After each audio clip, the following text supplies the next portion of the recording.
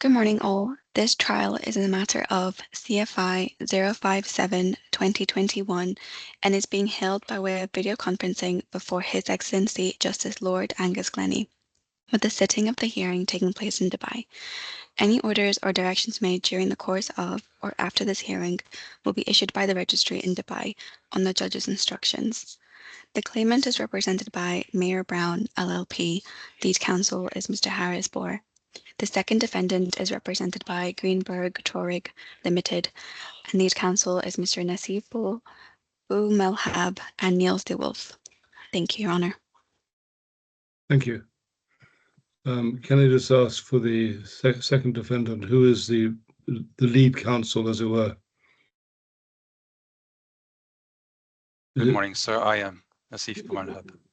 Mr. Boumahab, yeah. Thank you. Yes, Your Honour. Thank you. Yes, Mr. Bohr, I think the timetable suggests it's you to start. It is, my lord. There's a few housekeeping matters which I may address you on. Yeah. You made a week ago or so, I believe, the third-party disclosure order against the accountants of GSS.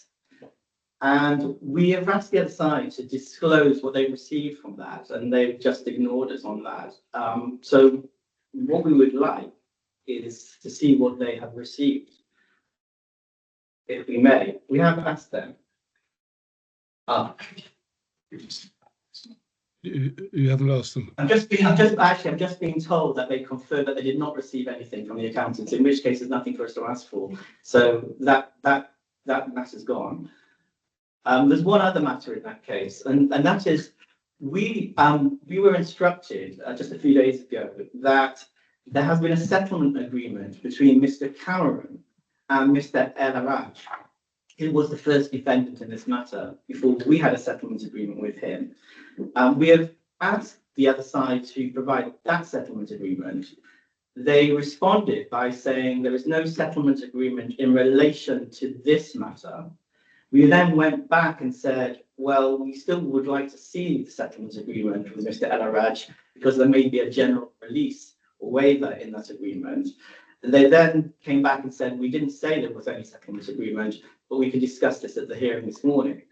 So what we've done is we've just literally now filed a very, very short application, just simply asking to see that settlement agreement, as that may go to the issues in the case. There are some points that they have made in relation to Mr. Araj and in relation to potential actions against him.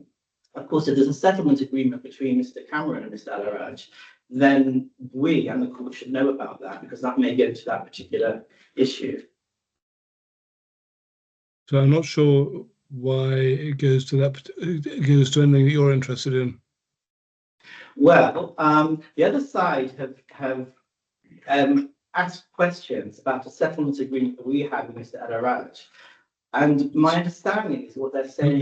Because that's the reason for that was that any recoveries from Mr. Araj would go to, or arguably at least, go into the question of quantum recoverable from Mr. Cameron.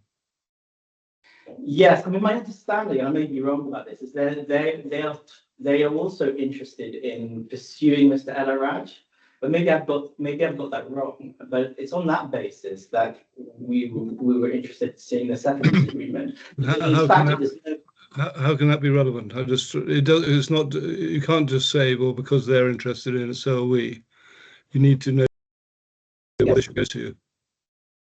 Yes. It goes to the mitigation issue, because in fact, if they've recovered value from GSX, then in fact, Mr. Cameron would have had some value from that.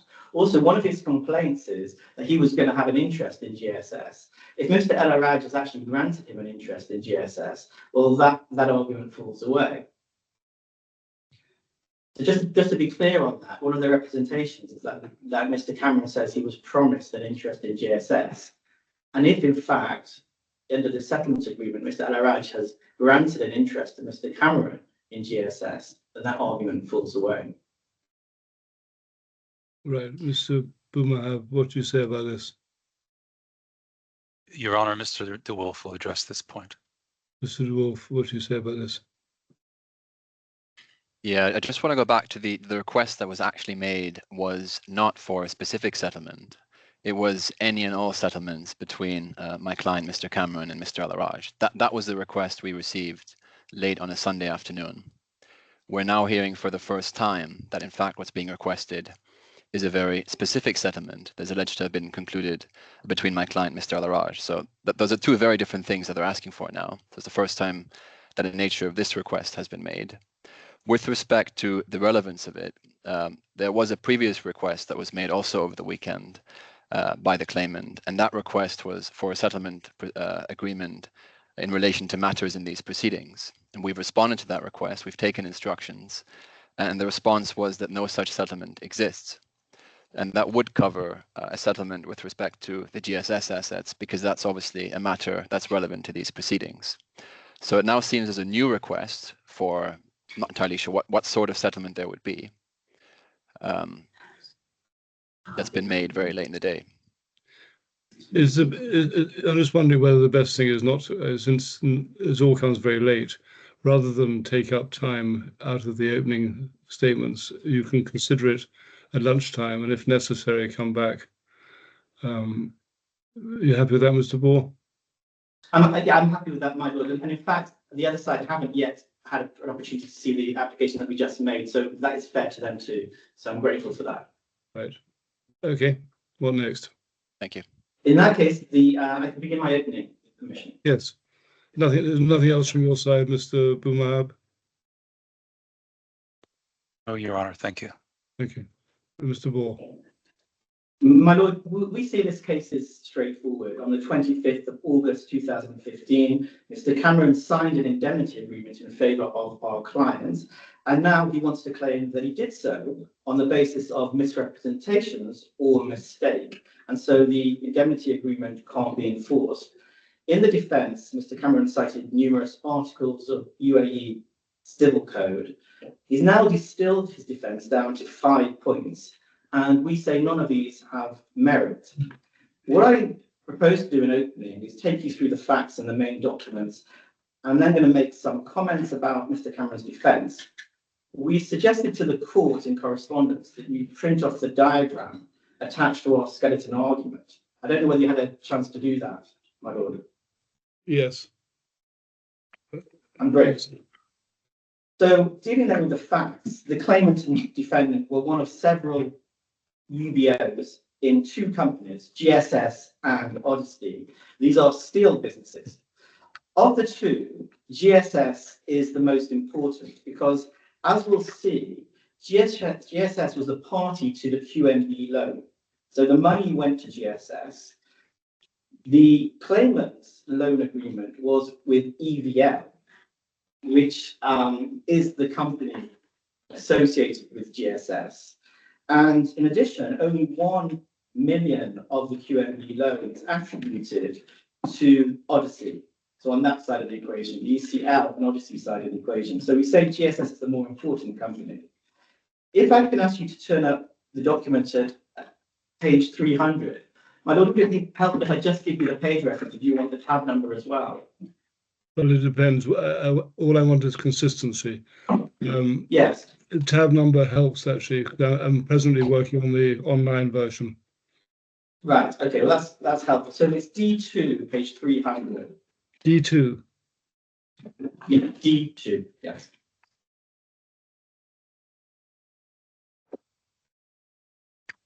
Yeah. So you should have a document here which shows a list of the shareholders in GSS as of 2007. D2 is an email from Mr. Varghese from Mr. Cameron to Mr. Varghese. So the page of the trial bundle should be 300. 301 is D2. Okay, I'll find it.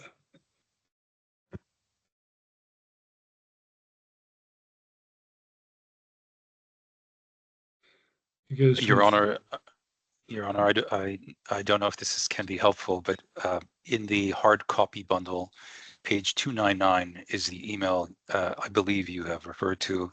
Yeah. And if we turn over leaf, there we find page 300. Right. And that is It's tab 1 of the bundle, of the online bundle.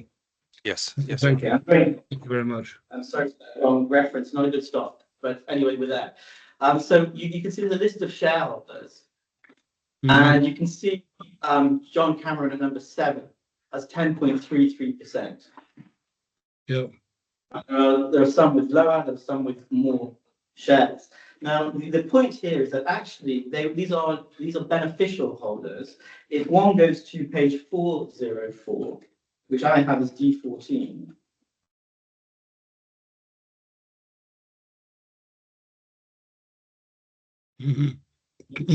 this is a share certificate, and it's in the name of Mr.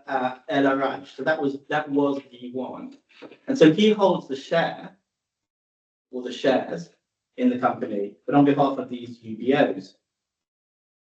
Now, of the various UBOs, Mr. Cameron and Mr. El Araj, we say, are business associates, and they have at least one shared business interest that we know of, and that's in a company called Technoram, and it's an entity which supplied GSS, and Mr. Cameron himself refers to that. So these two individuals are associated. Moreover, of the UBOs, they were the two most active. Mr. Cameron, Mr. Araj were involved in the day-to-day running of the companies, particularly GSS. The claimant was not. And indeed, there are no documents showing any day-to-day involvement of the claimant in GSS or Odyssey. But Mr. Cameron, on the other hand, there are numerous documents which go to this point. So if one looks, for example, at page 311, if you give me a second, I'm going to switch on to a hard bundle if we're going to be referring to by page if 9. you could paste an arrow on the tabs. Yeah.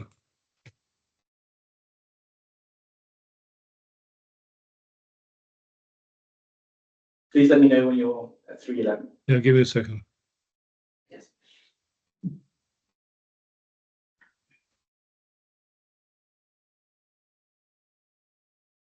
$311.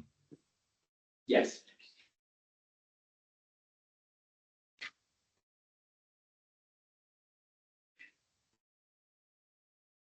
Yep.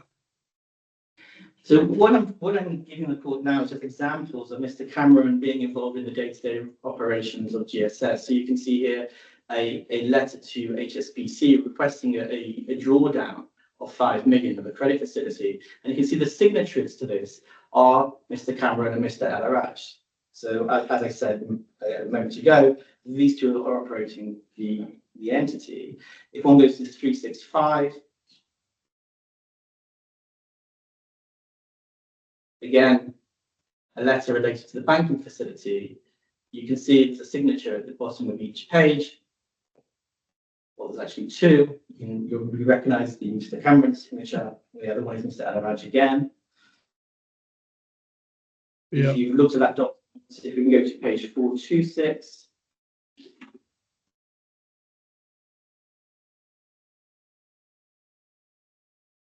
Which is again Mr. Araj and Mr. Cameron signing on behalf of Precision Fasteners this time. If we can then go to page 501. This is a board resolution and of GSS. And again, you can see those signatures. And there's another document at 503, similarly. And Mr. Cameron accepts that he signed documents on behalf of the company, and we say he was, as well as Mr. Araj, the active UBO, one of the active UBOs. So turning then to the HSBC loans, it's not in dispute that from August 2008, HSBC provided loans to Odyssey and GSS under facility agreements, and we say under these, HSBC lent some 47 million to Odyssey to the year 2012. And $52 million to GSS to the year 2014. And these loans were guaranteed by the UBOs in each of these entities, in GSS and Odyssey. And those guarantees we don't, if one looks at 303, you'll see the GSS one.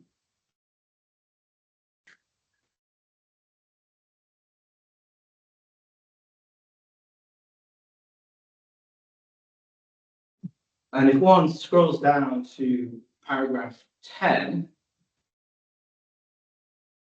one can see the indemnity there in favour of HSBC. Then paragraph 14 is important because what that says is that they are joint guarantors and the liability of each person shall be joint and several. And then you have 15 in the governing law. And at 3009, you have the signatories. You can see the UBOs there, and you'll see Mr. Cameron's name. And the point here is that there is just one document that all the UBOs sign. And the UBOs are all joint and several in terms of their liability. And the point that we say is that this is different to the indemnity agreement before the court today. Because in that case, in the case that we're dealing with today, the indemnity is set up as completely distinct agreements. Each surety is liable for the entire amount. There are separate documents. Now, D says in his evidence that he wasn't worried about his liability under the HSBC guarantee because HSBC would never pursue him. And we say that that is simply wrong. If one goes to page 492. 492. Yes. Can I just ask you, by the way, sorry, I meant to ask at the beginning, is this being recorded and transcribed or simply recorded? I think it's being transcribed as well. We should be able to provide a transcript at the end of the day. Thank you. And it's recorded. Yes. Yeah, thank you. So this is the demand from 2013 by HSBC, and the guarantors there are listed. You can see Mr. Cameron's name, and the demand is being made for a very large sum of money from HSBC. And you can see the last paragraph: if we don't receive payment of the above in full by 14th of March 2013, we will initiate against you on your assets all and any action available to us under the facility agreement. So there was an actual demand. And so we say, of course, the UBOs were exposed, which is why over the course of the next few years, GSS and Odyssey were in deep negotiation with HSBC on restructuring the HSBC loans, because if that wasn't done, they were going to be in trouble. The other evidence, of course, of exposure is that the UBOs and GSS and Odyssey hired two banking individuals, or finance individuals, Mr. Mehdi Dazi and Manil Neja, and to assist them. And to a lesser extent, Mr. Dazi, Mehdi Dazi's brother, Abdul Aziz Dazi, was involved as well. Now, Mr. Cameron says that these individuals were acting for the claimant. And he has to say that because the alleged misrepresentations are only said to be made by Mr. Dazi as well as Mr. Araj. Now, Mr. Araj, of course, has got nothing to do with us. He was actually D1. And Mr. Dazi, we also say, was not acting only for the claimant, but was in fact acting for the UBOs as a whole and the entities, GSS and Odyssey, in attempting to restructure the loan, and acting only in an advisory and administrative capacity in relation to the restructuring. And we say we see that from the emails themselves. And there's an email at 524 which illustrates this point.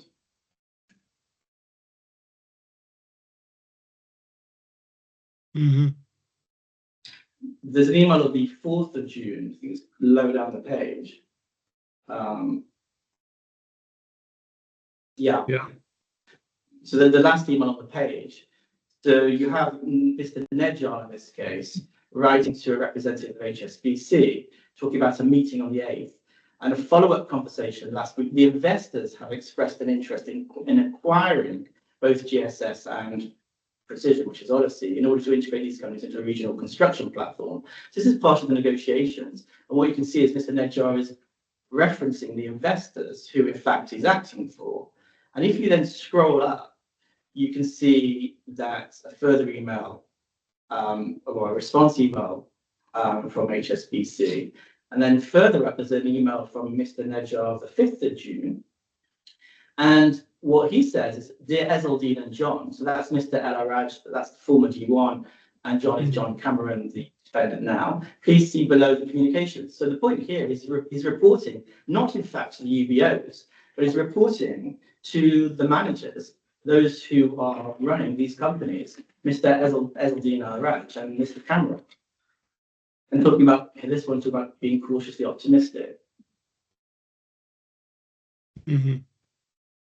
Now, as described in our skeleton argument, through these negotiations, HSBC was persuaded to accept the $24 million for the outstanding $99 million loans. So a very large discount. But it's all important to note that those loans didn't disappear. They weren't cancelled by HSBC. What they were purchased by and assigned to EVL and ECL. But once that happened, of course, then the pressure dissipated because HSBC could not take action at that point. And then it's probably a good time then to just look at the diagram which you have.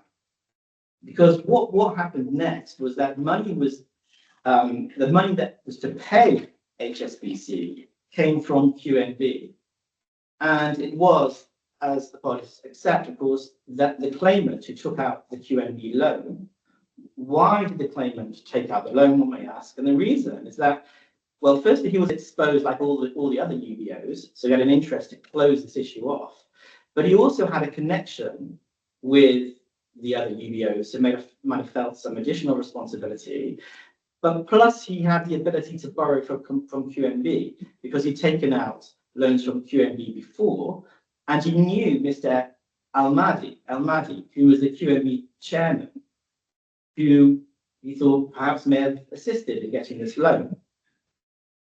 Now, the claimant is adamant that actually he wanted out of this business, and as I mentioned before, he was never really involved in the day-to-day management of these businesses in any event. And there's an email where we see that the claimant actually didn't want to be exposed at all from taking out this loan. And we'll see that shortly. But for now, let's look at the QNB facility agreement itself, which is at page 637. 637. Yes.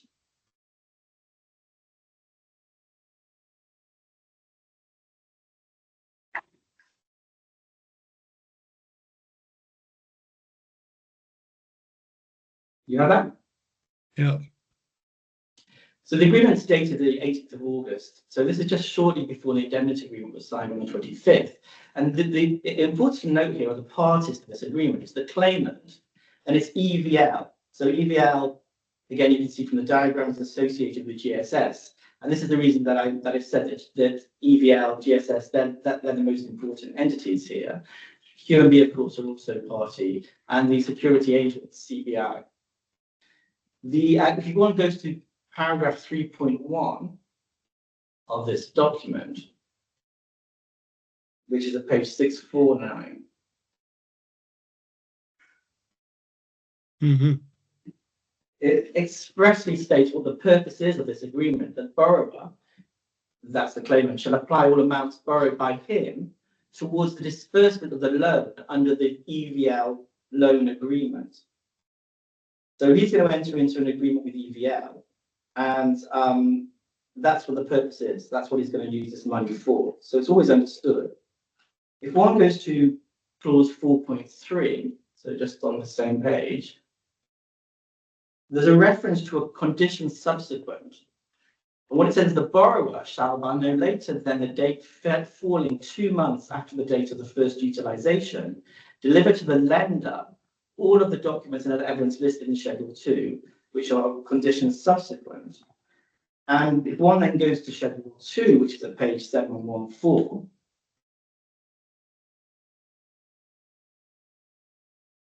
at paragraph 3, you can see a reference there to a copy of the lease agreement duly executed by the parties there too.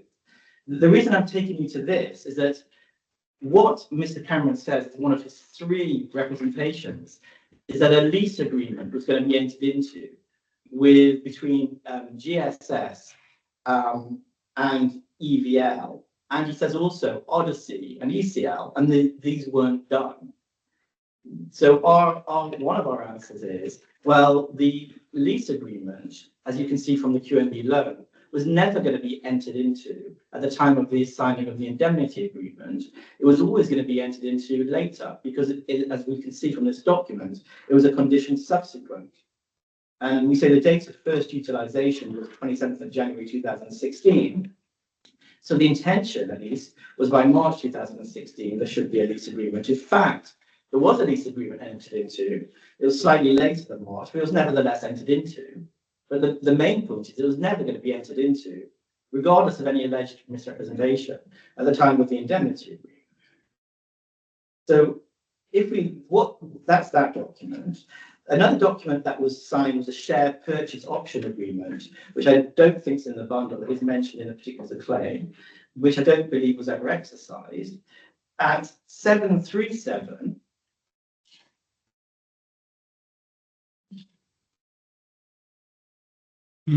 you have this is the loan, the claimant EVL loan.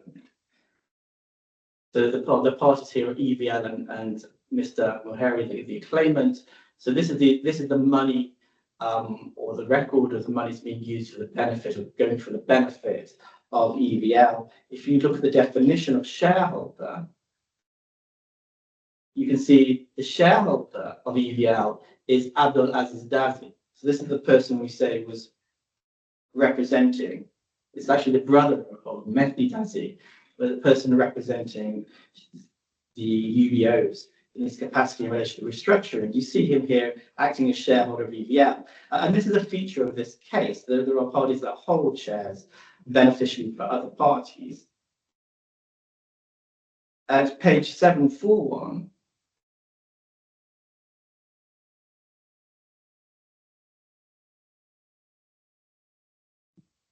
there's the reference there to the facility. So you can see the paragraph 2, subject to the terms of this agreement, the lender makes available to the borrower a dollar term loan facility in a maximum principal equal to 25 million. So this is again useful to understanding the background, because what effectively happens is the claimant receives money from or enters into the loan with QNB. That 25 million are used partly for expenses. I believe there's 1 million used for expenses, and then 24 million go to HSBC for the assignment of the loans for the benefit of GSS and Odyssey. And the way that it's divided is essentially 23 million is said to be for the benefit of GSS, and 1 million is said to be for the benefit of Odyssey. There's also a reference at paragraph 13.3, which is at page 747, to the lease agreement again.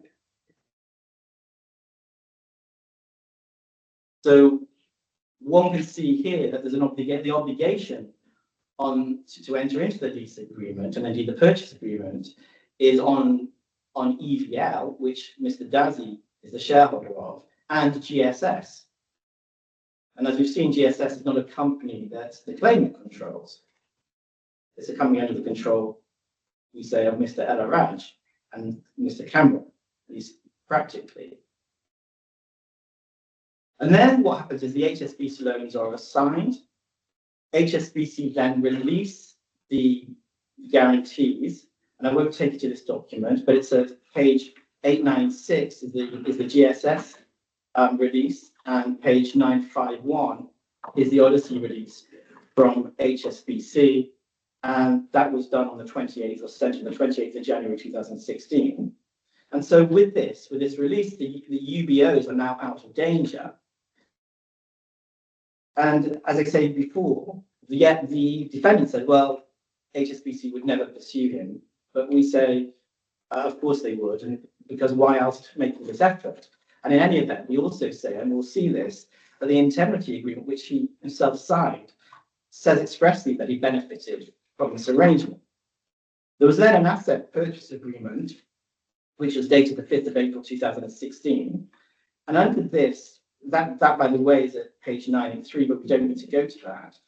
What happens under this agreement is that GSS sell their assets or transfer their assets to EVL.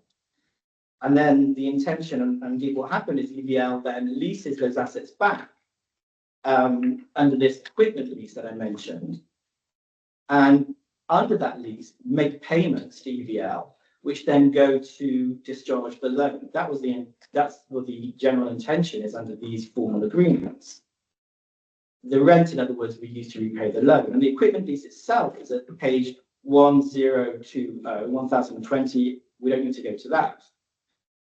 There's some mention in the documents of a similar agreement intended with Odyssey.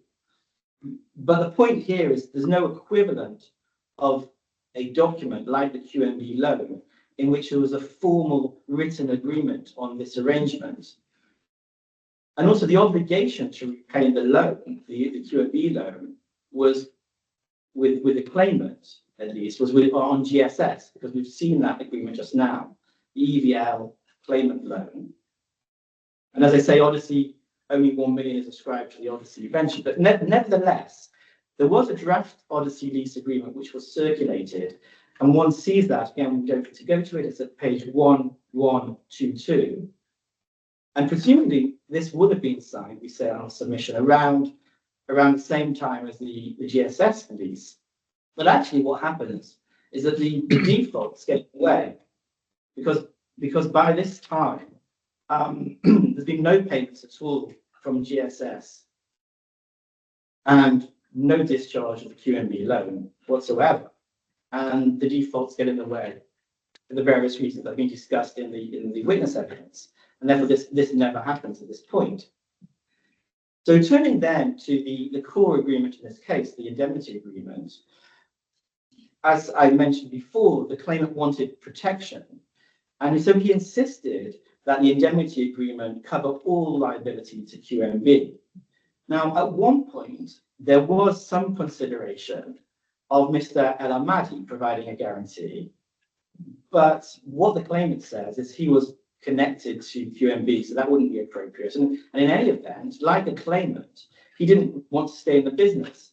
So in the end, only 2 people, and those who wanted to stay in the business, signed these indemnity agreements, which Mr. ALMHEIRI, the claimant, insisted upon, and that's Mr. Cameron and Mr. Araj. And Mr. Cameron admits that at least one reason that he agreed to provide the indemnity agreement was he wanted to stay in the business. It's also important for the court to note that Mr. Cameron didn't just sign the document in front of him. In fact, he was actively involved in negotiating the indemnity agreement and commenting on the drafts of the same. If one looks at 607. Sorry, what page? 607.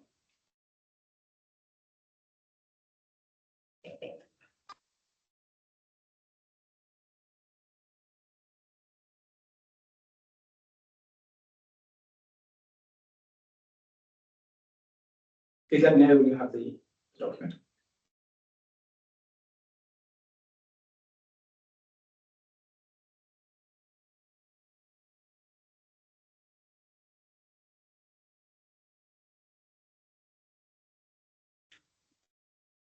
You have that, Michael?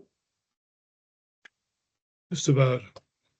I don't find it easy with the hard copy, finding the right page quickly.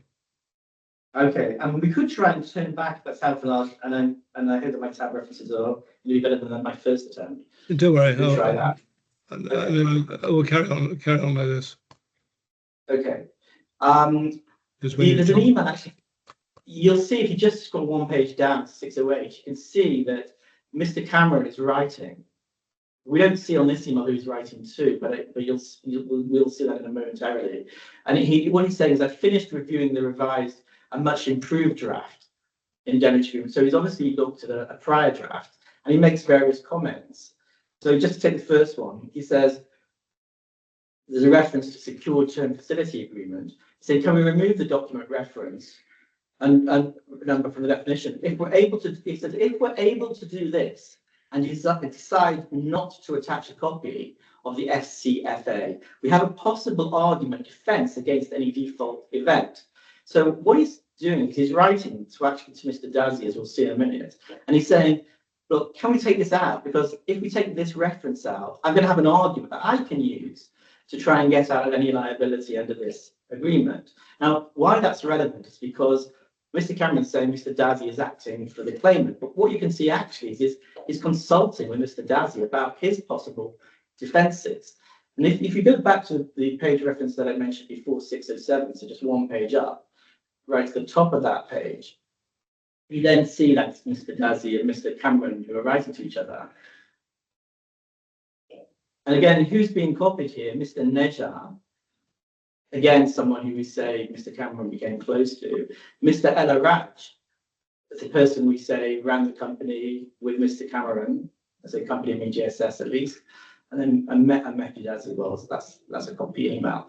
And you can see here in this email, Mr. Dazzy's responding back to Mr. Cameron, and he's saying, in relation to that first point that I just looked at, saying not possible from my conversation with KAM, that's the claimant, Mr. ALMHEIRI, he would reject.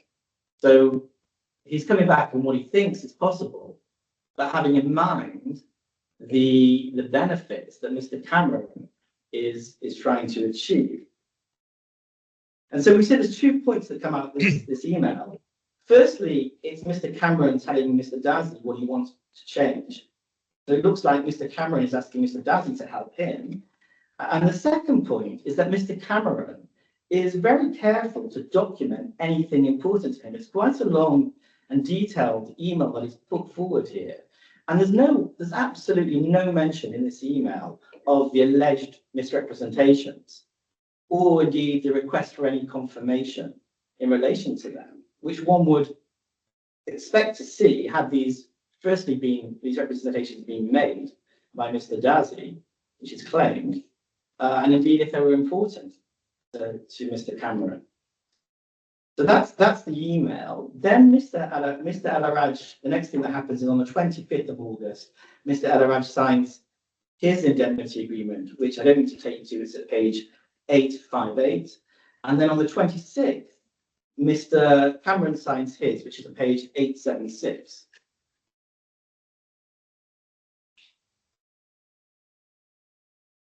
So this is, of course, the crucial document in the case. It's tab B54, by the way. I've got it. Yeah. So the background, important, we say, to the case, because it explains what the motivations are. Cameron's entering into the secured term facility agreement with QNB. Cameron's entering, this is B, Cameron's entering into the secured facility agreement and the transaction comes on the request of and for the material benefit of the obliger, which is Mr. Cameron. And yet Mr. Cameron's made a great play of saying he receives no benefit. But we say he's actually agreeing to the completely opposite. And thirdly, Cameron and the obliger have agreed that upon the occurrence of any event of default, then there'll be a liability. And that's then set out. The key clauses here in terms of the liability, of course, are clauses 2.1 and 2.2, which are at page 880. And there's a belt and braces approach in this indemnity agreement. So 2.1, the obliger hereby agrees to indemnify and keep indemnified and hold harmless. I won't read it all out, the court will be able to read that in its own time. And 2.3, there's also an obligation to make payment upon demand. Important here are the very first words on the first line of 2.3, on and at any time after the occurrence of an indemnity event. There's no limitation when the demand can be made. And that's important because one of the points that are being made is that there's a time bar argument, which we say doesn't work for a whole host of reasons. But one of those reasons is that you have wording like this scattered through the agreement. And this is particularly important, but you have other types of wording like this, which shows that this is not a one-off claim that can be made, but in fact, Mr. Cameron has an obligation to pay on at any time a demand being made. Clause 4.1, which is the page 881, is worth noticing. Again, this is a representation now that's being made that this is all being done for the obliger's benefit. At 4.3, you have a no undue influence clause, which is very helpful to our case, of course. The obliger's taken advice, he's got full knowledge of the commercial and legal implications, and he's doing this willingly. At clause 5.1a, he has to, this is page 883, he has to notify the claimant of any default.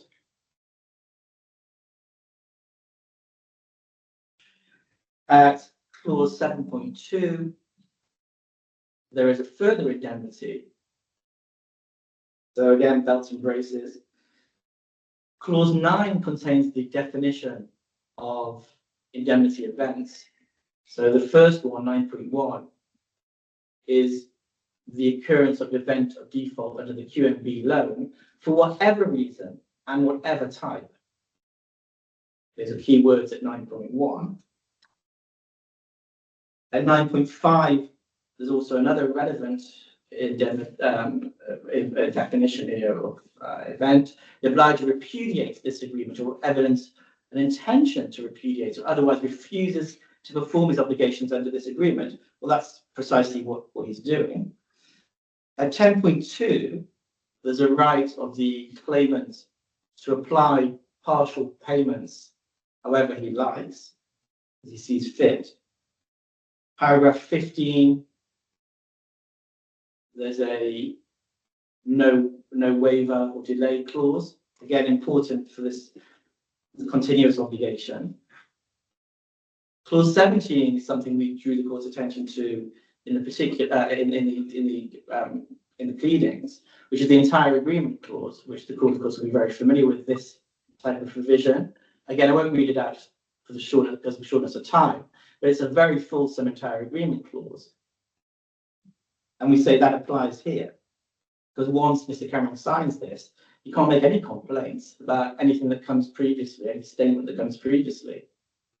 And including, of course, any representation, which you see in the second to last line, or understanding, or promise. It's extremely broad.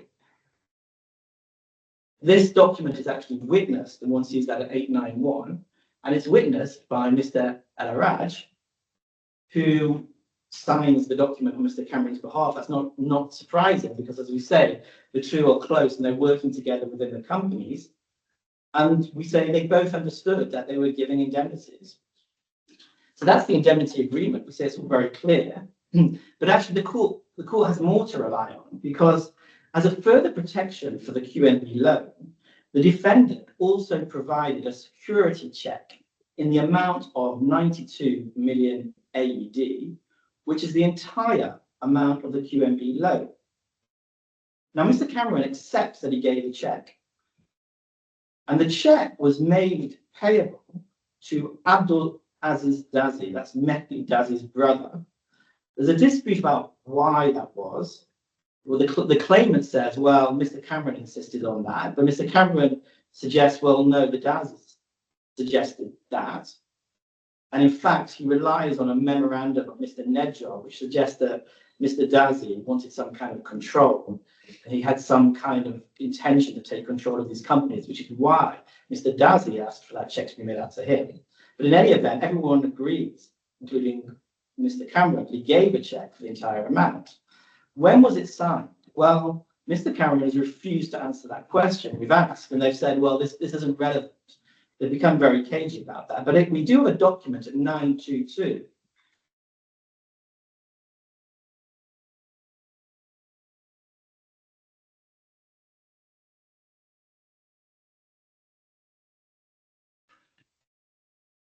Which is D60. Yeah. Yeah. It's an email from Mr. Araj to Mr. Cameron, which says, please sign your check with two signatures, one near the date and the other where normal. These are just text me now, I forward you the text. So Mr. Araj seems to be saying, look, I have a copy of this check that you're giving with 2 signatures, and I'm going to forward it to Ziza. And so he's essentially administering this point. And this email is dated end of January 2016. So presumably this is some time after the indemnity agreement was signed back in August, on the 26th of August 2015. And so presumably it was given sometime after this date, maybe immediately after this date, or around about this date. I mentioned not getting much information from the defendant or indeed their lawyers. If one goes to page 1582, which is in the F bundle,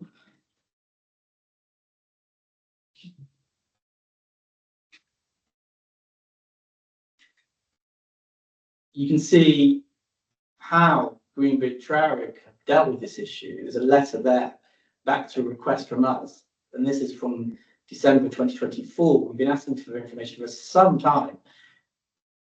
Do you have this letter? Not yet, Mr.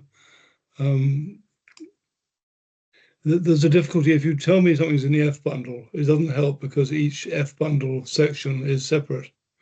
So I need to know what page of the what tab of the F bundle. Understood. Apologies. The 1582 is the page, but you have the tab number. Sorry? It says 1582. You've got the next. Sorry, tab number 6, if that could be helpful. Thank you. Great. F6. Yeah. Thank you very much.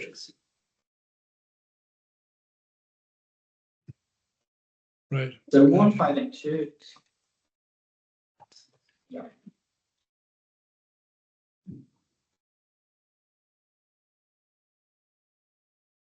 Yeah.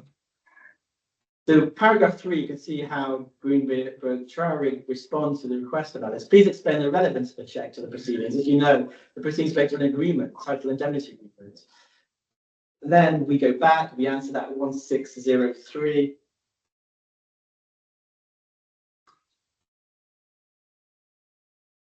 There's a letter from us, Mayor Brown, 27th of February 2025.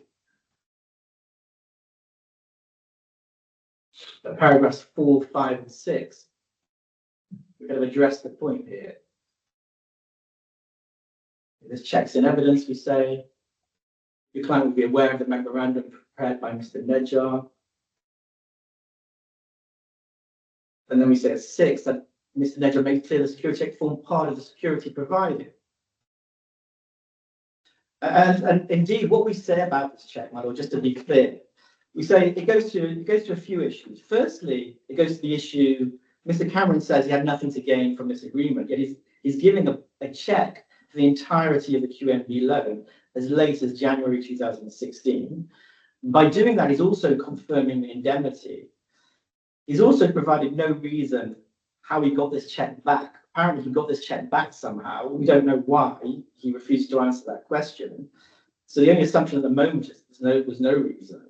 And it also goes to the lack of cooperation. I mean, it also goes to the point that if there's representations that have been alleged to be made prior to January 2016, and he knows about those, he knows the true position by that point in time, which is quite a long time into the restructuring, because as we've seen, most of the agreements, many of the agreements were signed in August 2015 when he signed the indemnity. So by this time, and he's in close discussion with Mr. Araj, Mr. Cameron, we say, knew about what the true position was, even if he didn't before, and yet he's giving this check. So it goes to numerous issues, and it hasn't really been dealt with. But we'll leave that for now. Then dealing with the default under the GSS stroke EVL loan, what we say is GSS never made any payments, neither did Odyssey under the lease, in terms of GSS at least. In the letter dated the 15th of November 2016, EVL terminated the GSS asset lease agreement. We don't need to go to that. It's a D88119. In 2018, the claimant says that he asked Mr. Dazzy to hand over the check. This is a security check because he wanted to encash it. But Mr. Dazzy at this point refused. Again, we don't know whether in fact Mr. Cameron managed to get the check back by this date. We just simply don't know. Meanwhile, there are demands and attempts to enforce the QMB loan against the claimant, and a letter of demand is sent on or about the 14th of March 2019. And we can see that this at D104, page 1214.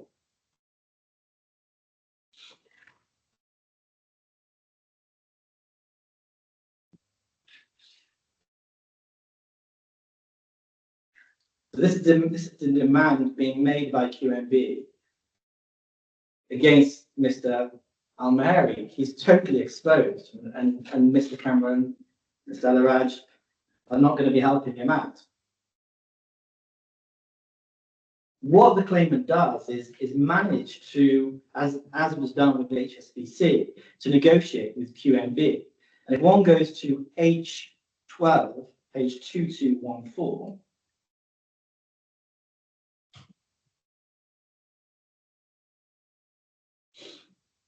one sees a document which shows a settlement with QMB, but for a much lower amount than the amount of the loan. It's for AED 91.25 million. At this point, the loan was I think, with interest, some 40 million USD was being owed. We actually see this as the footnote number 1 of our skeleton argument. Yeah, that's it, yeah. Now, the defendant says, well, there's not enough evidence that Mr. ALMHEIRI is on the hook for QMB, and they said the court can only make an order for the amount that he's actually paid. Under this settlement agreement at H12, Mr. ALMHEIRI is paying in instalments, and the defendant saying, well, you can only order the instalments that are being paid, and we say that's just untrue as a matter of law. That's simply not correct. There's a liability, and he has a liability to QMB. Under the indemnity, Mr. Cameron has an obligation to discharge that liability, and that's precisely what we're asking for. Turning then to the defences, what we propose is to deal with the legal points, particularly in closing. We have the skeleton argument of my learned friends. We're going to hear how they put the legal case, and we're going to deal with those points. Mr. Mohammad Hussain is sitting with me, and he's an expert in UAE civil law. He's going to be dealing with those points in the final closing. We do say, actually, that the issues of law, UAE law, are fairly narrow now, thanks to the defendant narrowing the issues down to sort of 5 main heads. So I'm going to deal with this only very briefly now. Before I finish my opening, there are 5 different points that I mentioned. So let me just say a little bit about each one. The first argument is an argument from deceit. So this is not like English law or JFC law where you can have an innocent misrepresentation. What the defendant has to show is that there's been deceit. Therefore, we're talking about a fraud claim and a claim of dishonesty. So they rely on Article 185 of the UAE Civil Code, which we have at I2, but I'll read it out to you. It's very short. Misrepresentation is when one of the 2 contracting parties deceives the other by means of trickery of word or deed, which leads the other to consent. So you need to have deception by means of trickery, and then you have to have some causation. Can I just interrupt for a second? I've seen these various sections set out. Is the translation agreed? I don't believe it's agreed, but we can try and do that in a break. Can I ask that you try and agree a translation between you, or at least, yes, or at least give me the alternative translations? I just need to know any particular one, what wording I'm taking. Yes, we will do that. So that's what's needed. And the other important point. What article was that you just referred to? It's 185. Article 185 of the UAE Civil Code. Okay, I have it. Yeah. The other point here, of course, is one of the 2 contracting parties. So on the face of the article itself, it's Mr. ALMHEIRI, which has to do the deceiving by means of trickery, And it's that, Mr. Mahairi's deception by means of trickery, which has to lead Mr. Cameron. And of course, that's not even alleged, because it's not alleged that Mr. ALMHEIRI made any statement at all. It's Mr. Ghazi and Mr. Araj, D1, who were alleged to have made the statements.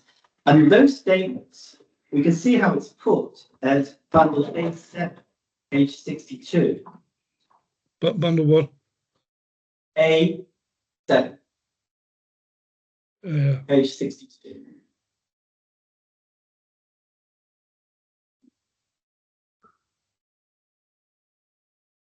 Yeah. And so this is the way that the points are pleaded. So specifically with reference to the D2 indemnity, it's procured on the basis of misrepresentations, which we now know need to be deceptive representations, dishonest representations made to the second defendant by, and as I say, not the claimant, but Mr. M. Ghazi, although as agent for the claimant, so there's an agency aspect there, and by the first defendant. I mean, the first question one would ask is which ones are made by which? Then we go on to the actual representations themselves. Number one, that the claimant would procure executed indemnities from the first defendant and Mr. Al-Ahmadi. Well, we say firstly, this statement wasn't made, but in any event, there is, of course, an indemnity by the first defendant. And we say in relation to Mr. Al-Ahmadi, there was not an intention for Mr. Al-Ahmadi to make an indemnity, nor was that promised by anybody, nor would it have been, but I'll come to that momentarily. Then we have 43B, that the QNB loan would be financed by 2 equipment leases. Well, we've seen that actually the equipment lease in relation to GSS forms part of the documentation. We say it's not a representation, it's just the machinery that goes to the restructuring. And as I've also taken the court to, there was actually an equipment lease made with GSS, the primary company, but no payments were made by GSS whatsoever. Then C, that control and ownership of ECL and EVL would pass to the defendants. I mean, that's a very strange representation because it doesn't say how much control. We're talking 1%, 99%. Would pass the defendants or both defendants? When were they meant? When was this control meant to be passed? It's all extremely vague and quite surprising, given that what's being alleged is deceit. So we have 7 points that we've set out in our skeleton argument, and what we say about those is if we succeed on any one of those points, then we succeed on this deceit claim. I'm going to take each one of these very briefly. The first one is the point I have made. This is a deceit fraud claim. So there's going to be a big difficulty for Mr. Cameron here. There's no evidence whatsoever, we say, showing any dishonesty on the part of the claimant, or even, in fact, Mr. Dazi or Mr. Al-Araj. Number 2, there's the entire agreement clause, which we looked at.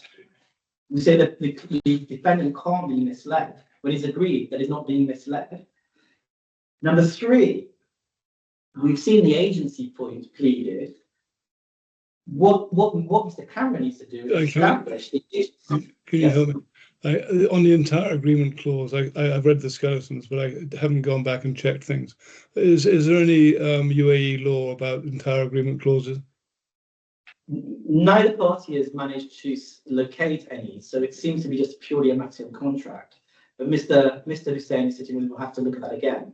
But that's my understanding. Although I recognise this UAE law, it'd be helpful if someone could just refer me to the latest statement of English law on the point, just to Right. put me in the right territory. I know one is familiar to some extent, but the trouble is that the law is rephrased occasionally, and it's just useful to know. Yes, we will do that. We've added that to the list. When I say English law, DIFC law will be even better. Yes, we should try and do that. By way of comparative, we understand whether the court wants to do that. My understanding, well, I won't tell you my understanding. Let's see what the law says. My understanding is that they'll abide, but we'll see. 3.3 is the authority point that I just came on to. So what Mr. Cameron needs to do is establish the authority of Mr. Dazi and Mr. Araj, and it's not clear, in fact, whether he's arguing Mr. Araj is speaking for the claimant, to make representations or promises on the claimant's behalf. But they haven't, in fact, addressed the court on the legal principles that are applied to that. They simply say, at paragraph 27 of their skeleton argument, that this was the situation, and there's some suggestion the claimant was deceitful, or he knew about the deceit. That's the other way they put it. They say he was either deceitful or he knew about the deceit, and that was enough under UAE law to bring him into the picture. But either way, what we see is, even on the defendants, the way they put their case, it's a very high hurdle in relation to fraud generally. But now they've got an additional problem in terms of agency, and we say there's no real evidence at all. But this, of course, will come out during the course of the hearing. The other problems for the defendant is that all the documents show that Mr. Dazi acting for the UBOs, GSS, and Odyssey. I had mentioned one before. I took you to an email where you saw Mr. Dazi assisting Mr. Cameron. But actually, the defendant also points out that Mr. ALMHEIRI was paying for Mr. Dazi. There's a document of D101 1210, this is the document that the defendant wants to rely on to show that Mr. ALMHEIRI was paying Mr. Dazi. So, query, to what extent the claimant is being imputed, or the agency is said that Mr. Dazi is acting as an agent for the claimant. So that's point 3 on agency. Point 4 is the content of the alleged misrepresentations. And what we said in the skeleton argument is that they were opaque and contradictory. I'm not going to repeat the skeleton arguments again. I'm going to come back to those in cross-examination in closing. But the major problem, which I can summarize, is that there's nothing in the defense, nor in fact in the witness statements, which provide any details at all of the precise words used by each of Mr. Dazi and Mr. Araj, or indeed when or how the alleged misrepresentations were made, or indeed in what context they were made. And yet, with all this, the defendant alleges fraud. We also say, we've said in the skeleton argument, that there's reliance on hearsay evidence from Mr. Araj and from Mr. Nejjar, but actually, as I've shown in the skeleton argument, it doesn't help the defendant, and in any event, it's unsound. And again, this will be the subject of cross-examination. So that's for the contents of the alleged misrepresentations. Number 5 is, one can see that the misrepresentations, as they're put, are really statements of opinion, which actually are only which rely in part, at least, on half-truths. And I've made the point in the skeleton, and I'll expand upon those during the course of the proceedings. 6, we say there's no reliance, and particularly if there had been reliance, there'd be a request for clarification or some demand to put these representations in writing and include them in the indemnity agreement.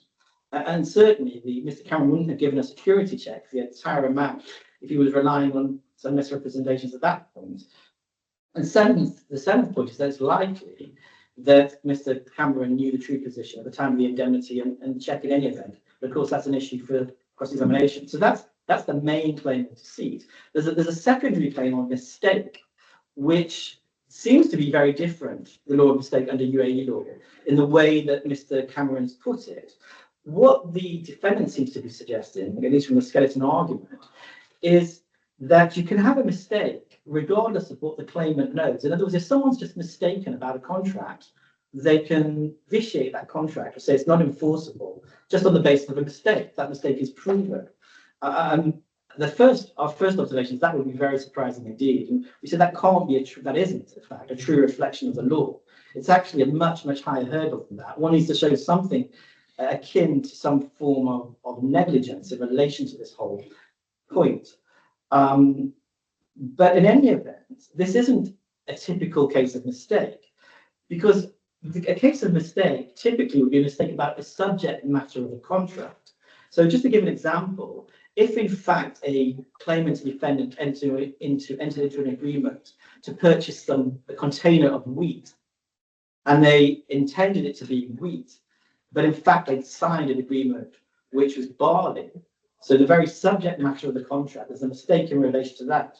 One can see where it would be unfair to require, if in fact that was a true belief of one party, Indeed, we'd say the other party should really have to know about that mistake too, to force that party who's made the mistake to take this wrong commodity. But this, of course, isn't about, this is a completely separate matter. It's not a mistake in relation to the indemnity and what's being indemnified. It's a mistake about other issues in relation to the restructuring. And so we say that that wouldn't fall under the definition of mistake under UAE law in any event. But putting that aside, we say, well, there wasn't any mistake because there weren't any alleged misrepresentations for all the reasons that I've already said. So there's really no mistake on them. We bring them back into play, of course, the entire agreement clause. To the extent there's any mistakes, well, those have been agreed to be ignored. There's no statements or promises other than what's in the indemnity. I mentioned already negligence needs to be required, and Mr. Hussein will deal with that in closing. We also say it would be unfair if the claimant had no knowledge of these mistakes about these things, and very surprising if the court would allow an indemnity not to be enforced. And we also say the alleged mistakes aren't material, or else they would have formed part of the contract. So that's the point on mistake. The next head of defence is discharge. They claim that somehow, it's not quite clear how, the liability is being discharged from the settlement agreement that we have with Mr. Araj, which Mr. Araj has breached. He's only paid a very, very small amount under that settlement. And they say that somehow has led to a discharge of the underlying debt. And we say that that's not correct. And what we've done is we've relied on an excerpt from a commentary with the heading multiple guarantors through successive contracts. And we've shown the court that under UAE law, there's a concept called solidarity, which essentially means that each party to the indemnity agreement is liable in and of themselves. And it's not a case of joint and several, but in fact, the claimant can pursue either of them. Hence the reason for these two separate indemnity agreements. And as I say, that's the difference between the HSBC guarantees, where you only have one agreement, where all the parties, all the guarantors sign that, and they're jointly and separately liable. In this case, the claimant can rely on this one agreement, and that's it. In any event, as a matter of fact, the debt has not been discharged, and we've made that point in the skeleton argument. Then the next point, the next head of defence is time bar. We have several. Mr. Bohr, Yes. I'm just concerned about timing. I know One more minute. One more minute, okay. Yeah, I'll take this very quickly and taking your hint. Time bar will come back, because we're going to come back to these points, but I don't think I need to address you. Safe to say, in addition to the point made in the skeleton argument, we say that as an alternative, the UAE, to the extent that UAE law does not recognise the concept of indemnity, the indemnity should be construed as a normal contract. And the general principles of contracts apply, and in which case that time bar provision wouldn't apply in any event. We'll come back to this.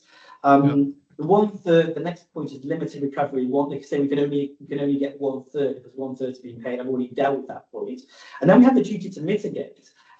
We have just very two simple points on that. Number one, we have mitigated because, as I mentioned, the QMB loan was a particular amount. At that point in time, I think I said 40 million USD. We negotiated down to substantially lower than that. So we've gone above and beyond what we would have needed to do, because in fact, a loan, to mitigate that, we wouldn't need to negotiate a reduction, but we have done that. What the other side are claiming is that for some reason, because we haven't pursued Mr. Araj to the end yet, that means to say we've somehow not mitigated. And we say that argument just does not fly, because it would lead to an infinite loop. If we sued Mr. Araj, he'd say, well, you have to go after Mr. Cameron. So you've not mitigated. Mr. Cameron is saying we have to go after Mr. Araj. It just simply doesn't work as a matter of logic. And it's also not true. We have pursued Mr. Araj. We have some recovery. We're working to get more recovery. And if we do, Mr. Cameron will be paying less. My Lord, I've completed my opening, unless you have further questions. No, well, thank you very much. Mr. Boumab, we're going to have, according to the timetable agreed, we're going to have a 10-minute break now. I've let Mr. Bohr go on a bit because we had that discussion at the beginning. That's why I didn't confine him to 9 o'clock. But we'll resume in 10 minutes. Is that right? Thank you. Yeah, very well. Thank you. Is everyone ready to begin? Yes, Your Honor. So, Your Honor, can I just check something? Did you Yes. receive a link for the real-time transcript? I believe No, that would have been sent to you. Okay, because that will allow you to follow the transcript in real time. No, I haven't received anything on that score. Okay. Would you like to receive it? We Yes, can deal yes, with that please. during lunch. Okay. If I could have it for the witness evidence, yeah, that'd be helpful. Okay, sure. We'll get that set up. Thank you.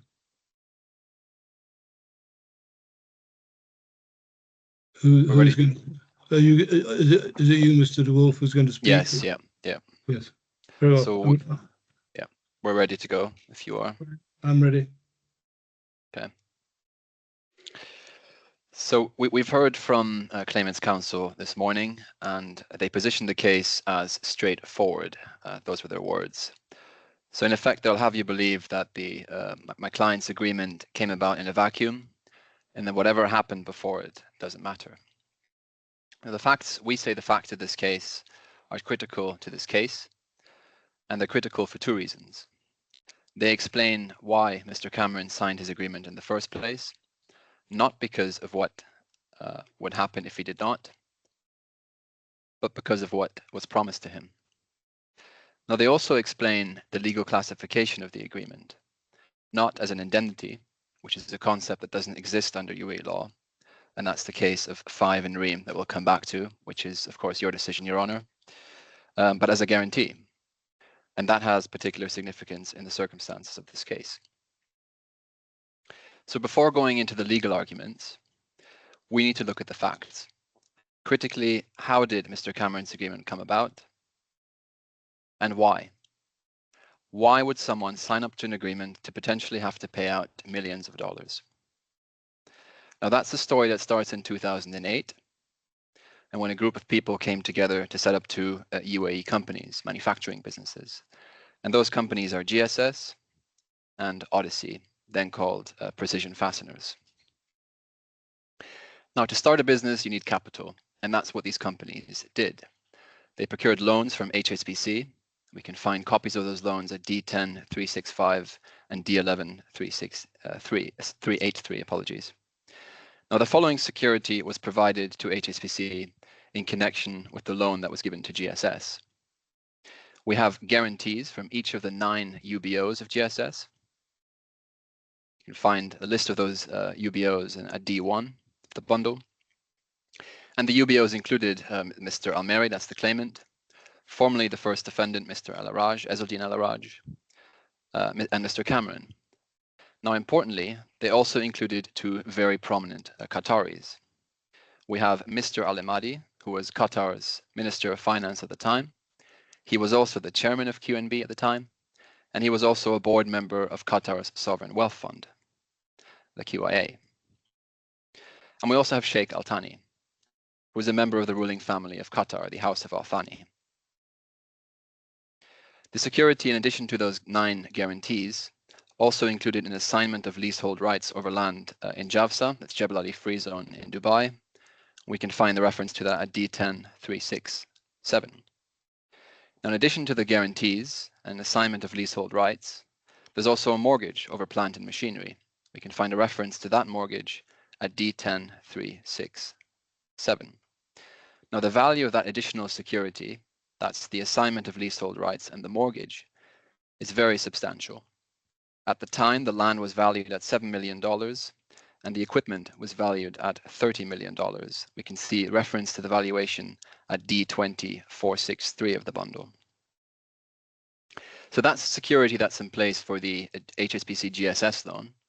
Moving then to the Odyssey loan, again, very substantial security that was put in place in respect of that loan. We have guarantees from the 4 UBOs of Odyssey, and those UBOs included Mr. ALMHEIRI, Mr. Araj, formerly the first defendant, and again, Mr. Cameron. There's also a mortgage over plant and machinery, and an assignment of contract proceeds from a very key customer of Odyssey, Hitachi.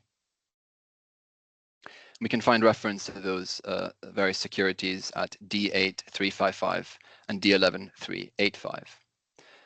Now, as I said, the value of that additional security, that's the mortgage and the assignment of contract proceeds, which sits in addition to the guarantees, was very substantial.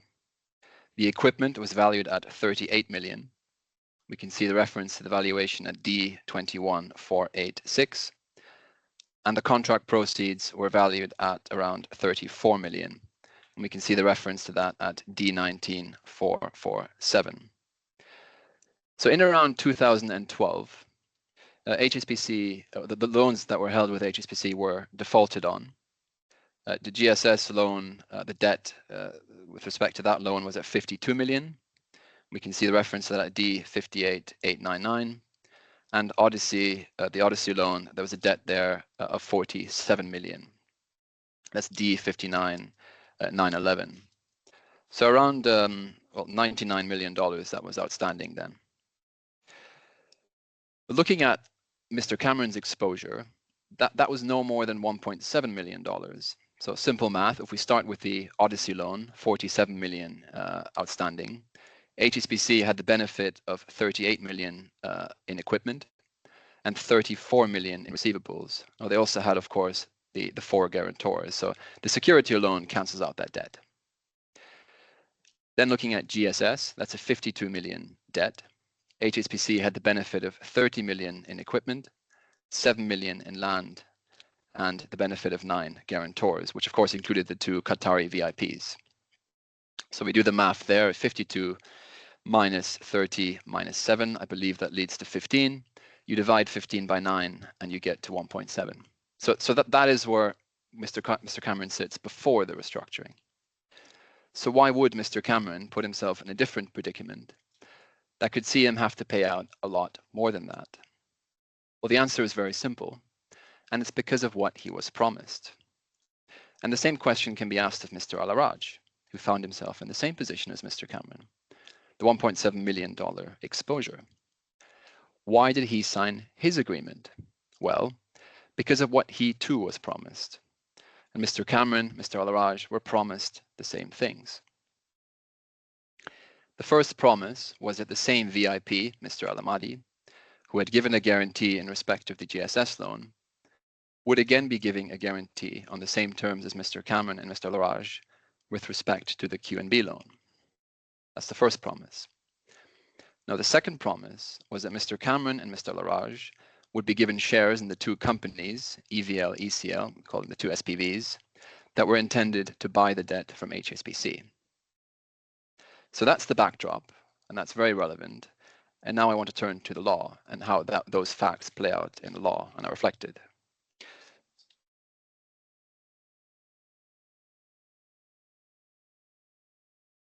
Sorry, just one second.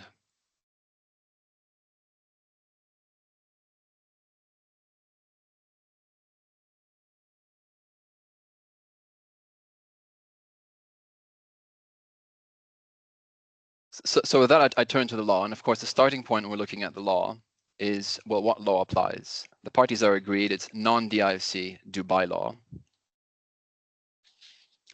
And the first legal argument we make is with respect to deceit. That's made at paragraph 63 of the amended reply at A766.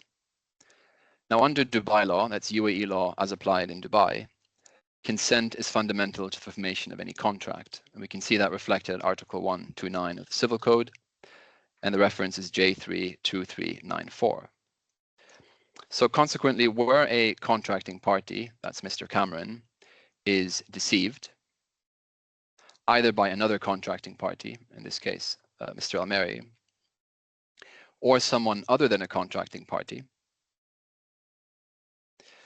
but the other contracting party, Mr. ALMHEIRI, had knowledge of such deceit, and Mr. Cameron would not have given his consent in circumstances where he would not otherwise given his consent, he's entitled to cancel the contract. So deceit allows the party to cancel the contract in those 2 circumstances. And that's under Article 185 of the Civil Code, where deceit is made by the other contracting party. And Article 190 is where deceit is made by someone other than the contracting party, but the contracting party had knowledge of such deceit. So 2 different circumstances, a 185 scenario and a 190 scenario. Now, the same consequence also follows, so the third scenario, where a contracting party knows the truth, but doesn't tell the other contracting party about it. So if Mr. ALMHEIRI knew something wasn't true that had been said to Mr. Cameron, but then doesn't actually correct it. So it's misleading in effect by keeping silent. And that third sort of layer of deceit is at Article 186. So when looking at deceit, the first question is identifying what the lies were and why they were so important.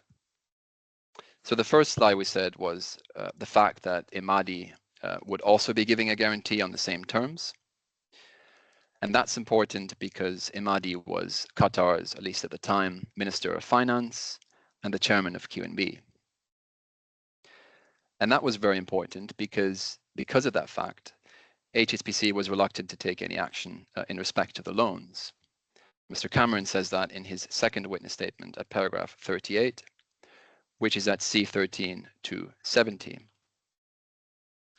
Now, Mr. Lorenzo Faccinelli, that's the second defendant's other witness, makes that same point. It's important Mr. Faccinelli's evidence is unchallenged. The claimants have decided not to challenge his evidence. And he says that at paragraphs 17 to 20 of his witness statement, which can be found at D146 at page 1530, he basically says when he found out from Mr. Araj that the restructuring had taken effect, he was surprised when he found out about it because he had put the story behind him many years, that HSBC never contacted him, and that he was not even familiar with someone called Mehdi Dazi. That's what he in effect says in his evidence, which is unchallenged. Now, the second lie, we say, is that Mr. Cameron was told that he would get shares in ECL and EVL. So those are the two companies that would acquire the debt from HSBC. Now, that's important for three reasons. The first reason is that these SPVs were intended to, and in the case of GSS at least, did, acquire the assets of GSS and Odyssey. Now, we looked at the value of the GSS assets, about 30 million. That was slightly revised in the GSS equipment lease, which formed part of the transaction documents, the QNB loan, to 27.5 million.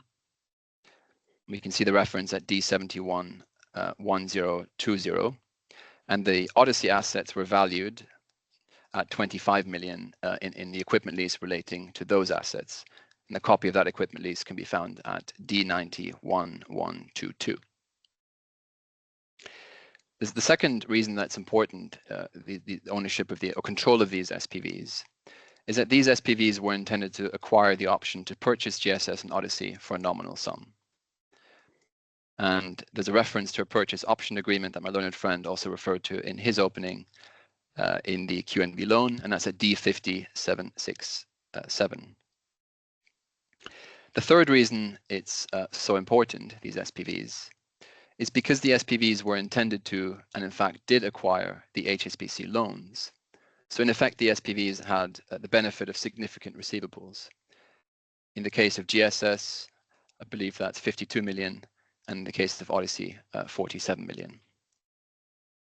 Now, the effect of the restructuring was not, as the claimant puts it in his evidence, to, quote, reduce the indebtedness of the companies, end of quote. He says that at paragraph 11 of his first witness statement, but to transfer that same debt, that's the $99 million of debt, to someone else, that's EVL and ECL. So they still have that debt sitting above their heads. It's just someone else that has the right to that debt. So the intention was ultimately to convert that debt into equity, that is shares in GSS and Odyssey, that would allow the company to bolster their balance sheets, attract new working capital, and ultimately allow them to repay the QNB loan. Mr. Cameron says that, explains that in his evidence at paragraphs 40 to 42 of his second witness statement. So having established the lies, the next point is, well, what evidence is there that Mr. Cameron was in fact deceived? Let's turn to the first lie. That's the lie with respect to the Imadi guarantee. We can walk through the evidence on that. And Johan, I'll take you to those documents. They should come up on screen as I read them out. On the 5th of July 2014, Mr. Cameron was told by Mehdi Dazi that Imadi would guarantee the claimant's obligations. That's at D32, page 538. We can pull that up on screen, please.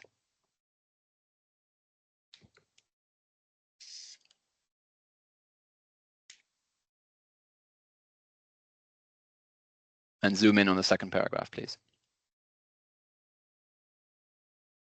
So that's an email from Mehdi Dazi to John and Ezelldine. The second line reads, the loan will be guaranteed by the SPV.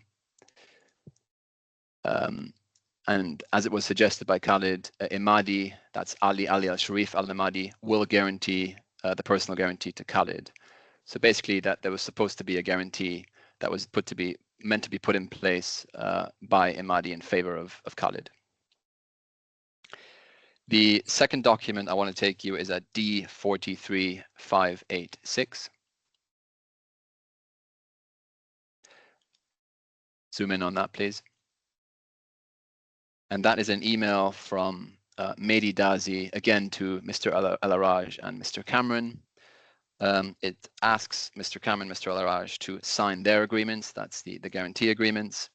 And the same email records that Mehdi Dazi would send Imadi's copy, would send the copy to Ali. That's Ali al-Sharif al-Imadi, Mr. al-Imadi, the same Imadi.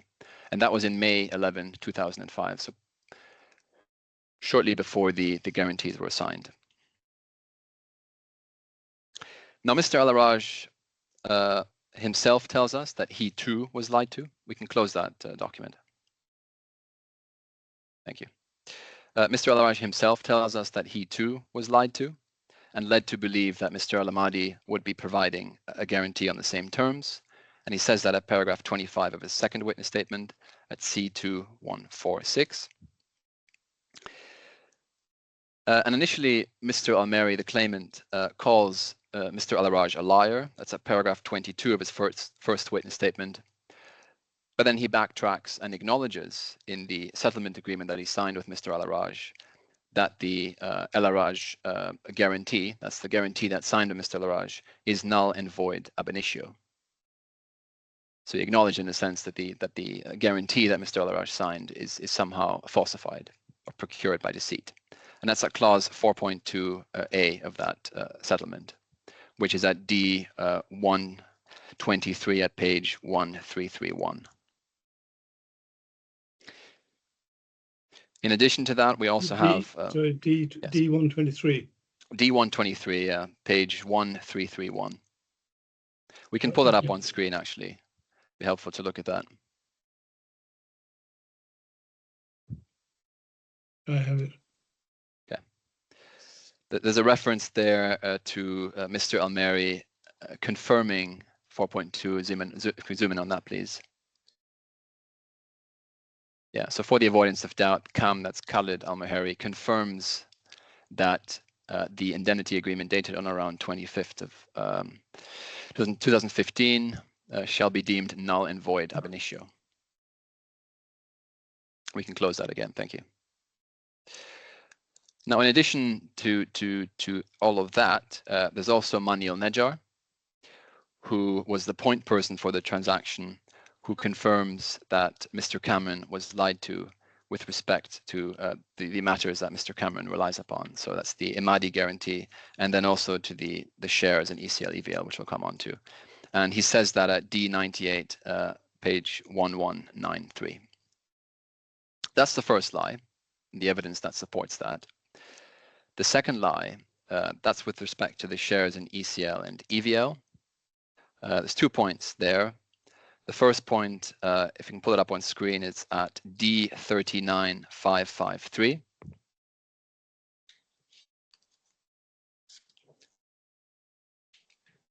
Zoom in on that. That's an email exchange with Mehdi Dazi in September 2014. Mr. Al-Araj is copied, and Mr. Cameron states, with reference to a purchase option agreement, that this option should sit with Ezelddine or another SPV we control as discussed previously. So there's an expectation there that Mr. Cameron would get some control of Ezelddine or another SPV. And Mehdi Dazi then responds and says, I know John. So it's an acknowledgement there that Mehdi Dazi was aware that that was John's expectation. Now, Mr. Araj tells us in his evidence that he too was lied about that very same thing, and that he would receive shares in ECL and EVL. And he says that at paragraph 25 of his second witness statement at C2146. Now, there's a point made in the claimant skeleton, and again this morning, that there appears to be some confusion about what exactly was promised. Your Honour, there is no confusion, and Mr. Cameron explains very clearly in his evidence at paragraph 31 of his third witness statement that he would get 25% on the signing of the QNB loan, and that's because the SPVs would be split between those people who would continue to partake in the risk. That's Mr. Al-Araj 25%, Mr. Cameron 25%, Emadi 25%, and Mr. Almheiri 25%. That's those who are staying on with the companies. Once that debt is repaid, the company would then be split 50-50 between Mr. Cameron and Mr. Cameron and Mr. Al-Araj. And that latter point, that 50-50 split, is actually acknowledged by Mr. Almheiri in his first witness statement at paragraph 7 at C5, page 7 of the bundle. So, having established that Mr. Cameron was lied to, the next question is, by whom? Well, we say he was lied to by Mehdi Dazi, acting on behalf of Mr. Cameron. So that's an Article 185 scenario. And we can see the fact that Mehdi Dazi was clearly acting for Mr. Cameron in the evidence. That's clearly reflected in the evidence. And I'll take you through that evidence now. So Mr. Almheiri tells us that he introduced Mehdi Dazi. He says that at paragraph 13A of his sixth witness statement. He also tells us that Mehdi Dazi is his business associate. He says that at paragraph 33 of his first witness statement. And he also tells us that Mehdi Dazi kept him updated throughout. And he says that at paragraphs 38 and 51 of his fifth witness statement. Now, it's also clear that Mehdi Dazi negotiated Mr. Cameron's agreement on Mr. Almheiri's behalf. We can see that at D44607. And that's an agreement that Mr. Almheiri tells us, in his words, is, quote, for his benefit, end of quote, and, quote, for his protection, end of quote. That's at paragraph 12 of Mr. Almheiri's fifth witness statement. We can also see in the evidence that Mehdi Dazi very clearly takes instructions from Mr. Almheiri. An example of that is at D33539. And Mr. Almheiri, in fact, himself tells us that he gave instructions to Mr. Dazi. And that's at paragraph 73B of Mr. Almheiri's fifth witness statement. We can also see that Mr. Dazi engaged lawyers and gave instructions to those lawyers on Mr. Almheiri's behalf. We can see that at D113, page 1261. And we can also see when going through the evidence that it appears that Mr. Almheiri had no direct involvement in the restructuring negotiation of Mr. Cameron's agreement. He only did so through Mehdi Dazi. And finally, in his evidence, Mr. Al-Araj acknowledges that there were persons, quote, operating on Mr. Almheiri's behalf, end of quote. That's at paragraph 27 of his second witness statement. Now, there's a point made in the claimant's skeleton about Mani al-Najjar not saying in his memo about who Mehdi Dazi was acting for. Well, he does actually, and it's the very first thing he says in his memo, which can be found at D981188, and he says this, and I quote, Mehdi Dazi and Abdulaziz Dazi, that's Mehdi Dazi's brother, were advising Mr. Almheiri on the financing transaction, end of quote. So there's every reason to believe that Mehdi Dazi was acting on Mr. Almheiri's behalf. Now, even if you're not with us on that, Your Honour, there is the Article 190 scenario I looked at, where a lie is told by someone other than a contracting party, but the contracting party, Mr. Almheiri, had knowledge of the lie. And I'll walk through the evidence on that. So Mani al-Najjar says in his witness statement, with reference to the fact that Emadi would provide a guarantee and that Mr. Al-Araj would be given shares in the SPVs, that, quote, Mr. ALMHEIRI and Ahmadi had gone back on their agreement. And he explains that these are facts that were all known to Mr. ALMHEIRI. And he says that at paragraph 14 of his first witness statement. The second sort of evidence is that Mr. ALMHEIRI himself tells us that he knew that Ahmadi would not be providing a guarantee. And he says that at paragraph 73b of his fifth witness statements. And there's no evidence that this was ever communicated to Mr. Cameron. Mr. ALMHEIRI also tells us that he knew that Mr. Cameron wanted to be part of the SPVs, and he says that at paragraph 58 of his fifth witness statement. But again, there's no evidence that Mr. Cameron was told that he would not be part of the SPVs, because that was clearly the assumption and understanding that he was operating on. Now, the claimant says all of that is irrelevant in any case, because even if Mr. Cameron was deceived, there's an entire agreement provision at clause 17 of the guarantee. And we say that gets the claimant nowhere, because effective deceit is, of course, to vitiate consent, because consent would have been given in circumstances where it would otherwise not have been given.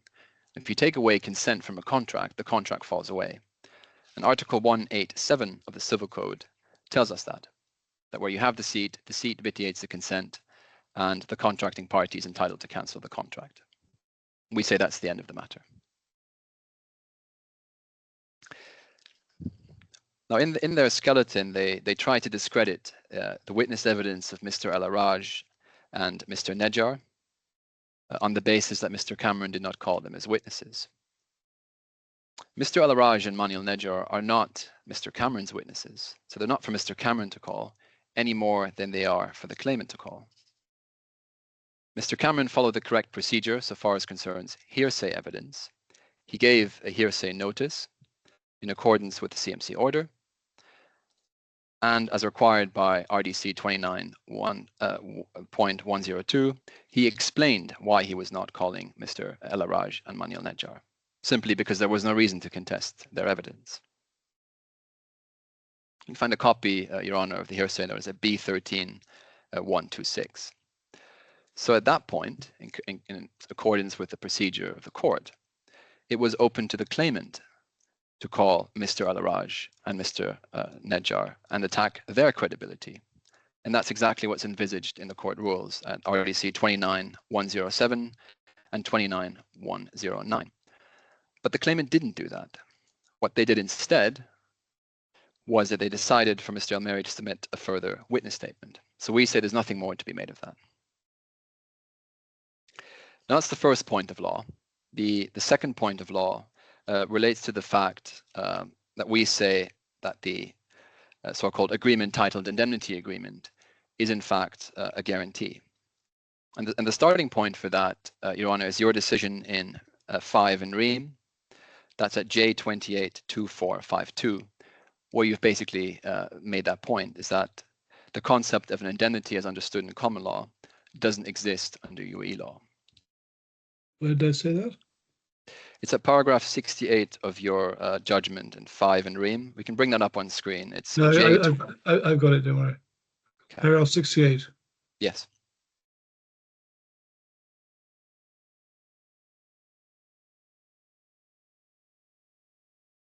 Right.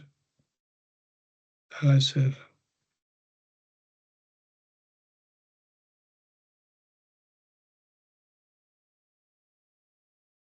yeah.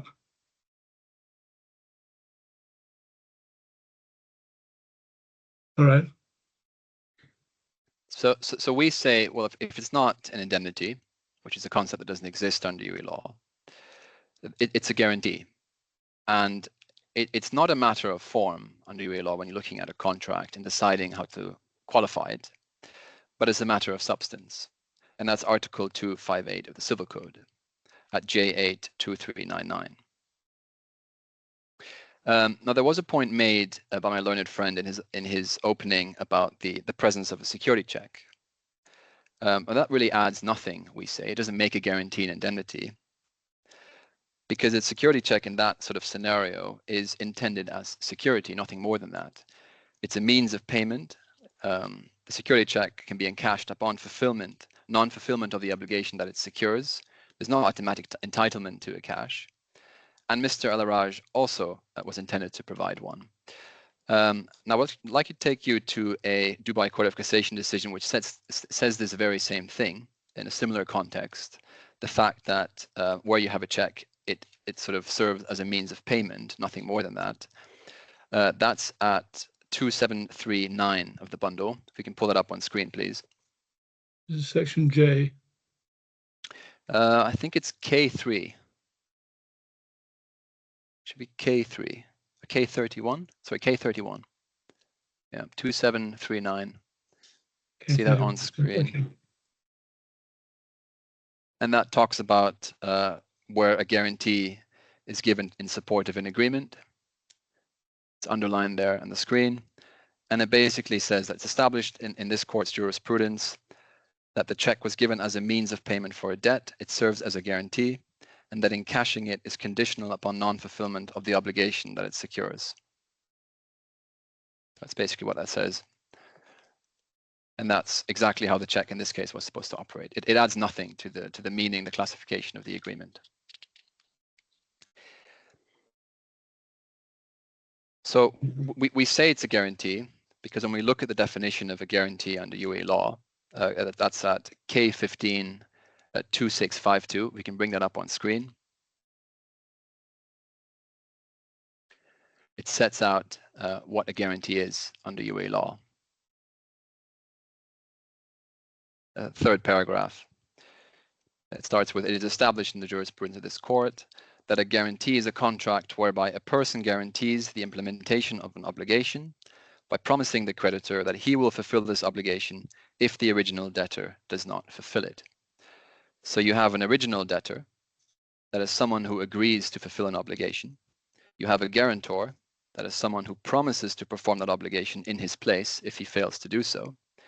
And you have a creditor, that is someone to whom that promise is made. So there was a structure chart attached to our skeleton, which is at K2 2538. If we can bring that up on the screen, please. Which explains the structure of this transaction. When I say transaction, it's really the definition of transaction documents that's referred to in the QNB loan. So the transaction is basically this. You have a loan that's made from QNB to EVL. We can see when we look at where the money is intended to be paid to in the QNB loan, it says well, the money is going to be paid to EVL directly, bypassing Mr. ALMHEIRI. So the loan proceeds go to EVL. They are then paid to GSS. And in exchange, GSS transfers its assets to EVL.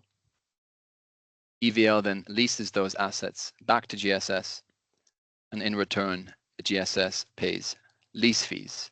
Now, it's those lease fees which come from GSS to EVL, to KHALED, and back to QNB, which were intended to service the QNB debt. And that's consistent, that sort of structure is consistent with what Mr. ALMHEIRI explains in his fifth witness statement at paragraph 51. So going back to the definition of a guarantee, and we apply in this sort of scenario, we can see the principal or the original debtor is EVL. EVL undertakes to repay the debt because it gets the money from GSS through the equipment lease. That's how the repayment mechanism was supposed to work. You have the guarantors, Imadi, Mr. Araj, and Mr. Cameron, and you have the creditor, Mr. ALMHEIRI, who benefits from those guarantees in respect of the transaction. And those guarantees kick in insofar as the principal debtor doesn't fulfill his obligation to repay the debt.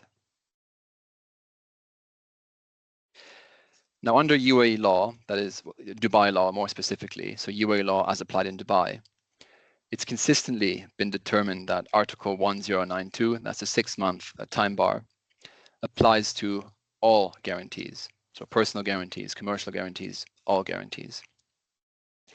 Now, in the skeleton, we cited 2 cases as an example on the basis that that issue was never contested and considered uncontroversial.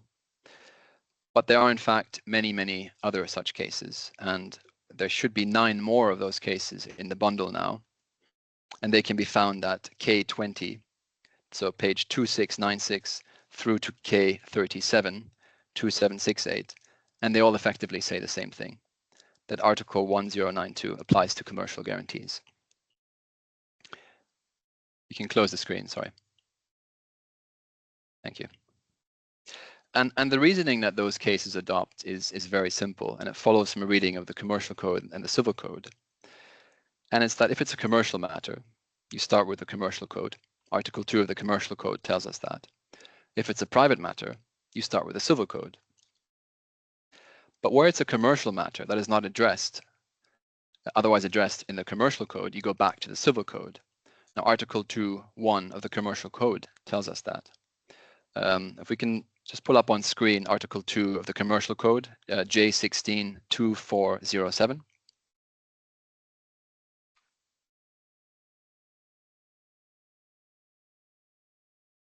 Zoom in on that. Just down, sorry. Down on the page. Yeah, so Article 2.2, apologies, not 2.1, which explains how that works. Start with the Commercial Code, and then you go back to the Civil Code in the absence of anything else in the Commercial Code. So in this case, even if it's a commercial guarantee, and the Commercial Code has a definition of commercial guarantees, the Commercial Code says nothing else about guarantees. There's nothing else about guarantees in there, other than defining what a commercial code is. And in those cases, you go back to the Civil Code. And we can see that logic applied in practice in a series of Dubai Court of Cassation decisions. We'll look at one example, which is at K152653. If you can pull that document up on screen, please.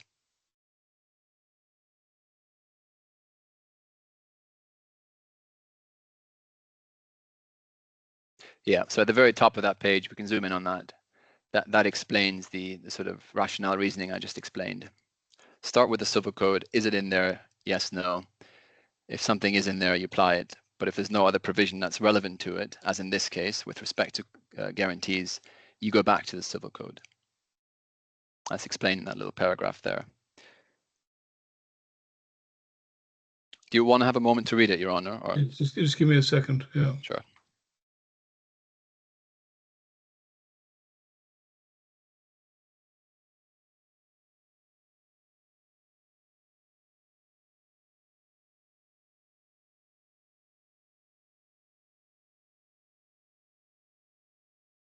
Yeah. All right. And a number of other Dubai Court of Cassation decisions adopt that same approach. I'll just read out the references. I won't take you to them, just for the transcript. Dubai Court of Cassation decision 233 of 2014 at K232710 of the bundle. Dubai Court of Cassation decision 105 2014 at K106 2716 of the bundle. And then Dubai Court of Cassation decision 217 220 at K35 2762 of the bundle. Now the claimant says in its skeleton that 1092 doesn't apply. And in support of that proposition, they cite a single Dubai Court of Cassation decision. Now we say that that case is an outlier, and the analysis adopted in that case is incomplete. It says nothing more than it's a commercial guarantee, and therefore the commercial code applies. It stops there. It doesn't explain what happens after. And we can see that at, if we bring that up on screen actually, K62570.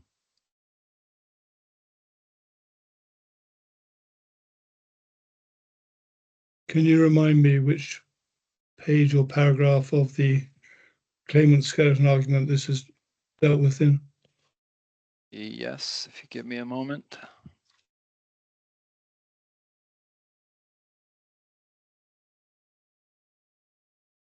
(102). Right, thank you.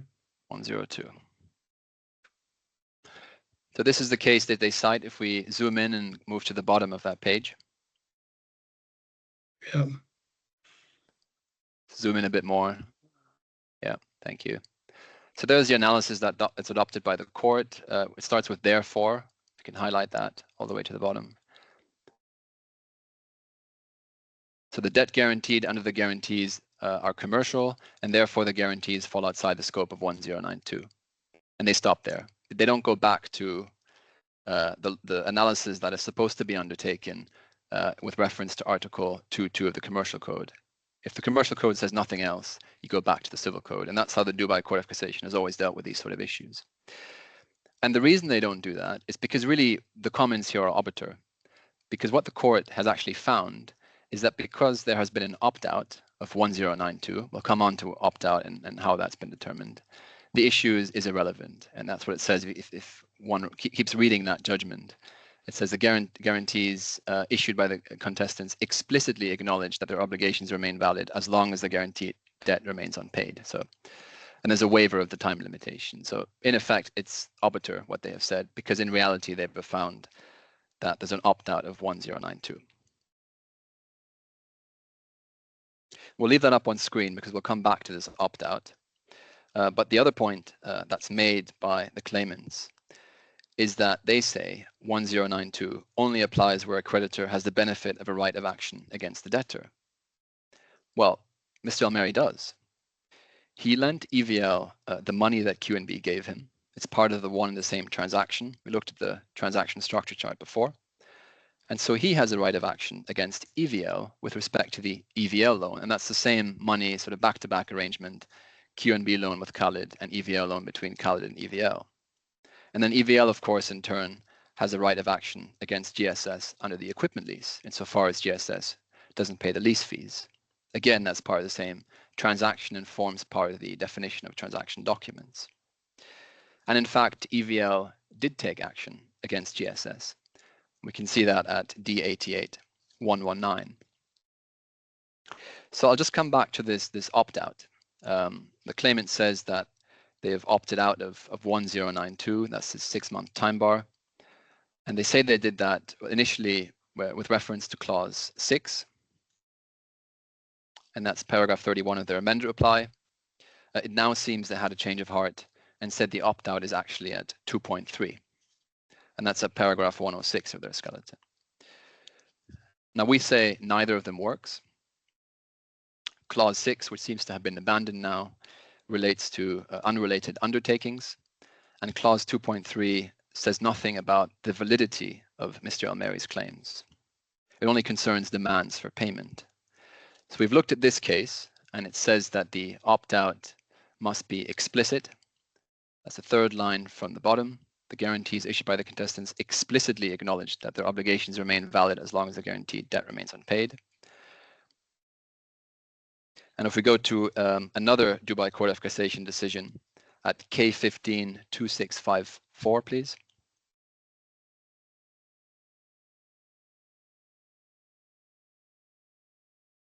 And about the middle of the page, it uses the words explicit, unequivocal, and unambiguous, and that's with reference to the opt-out.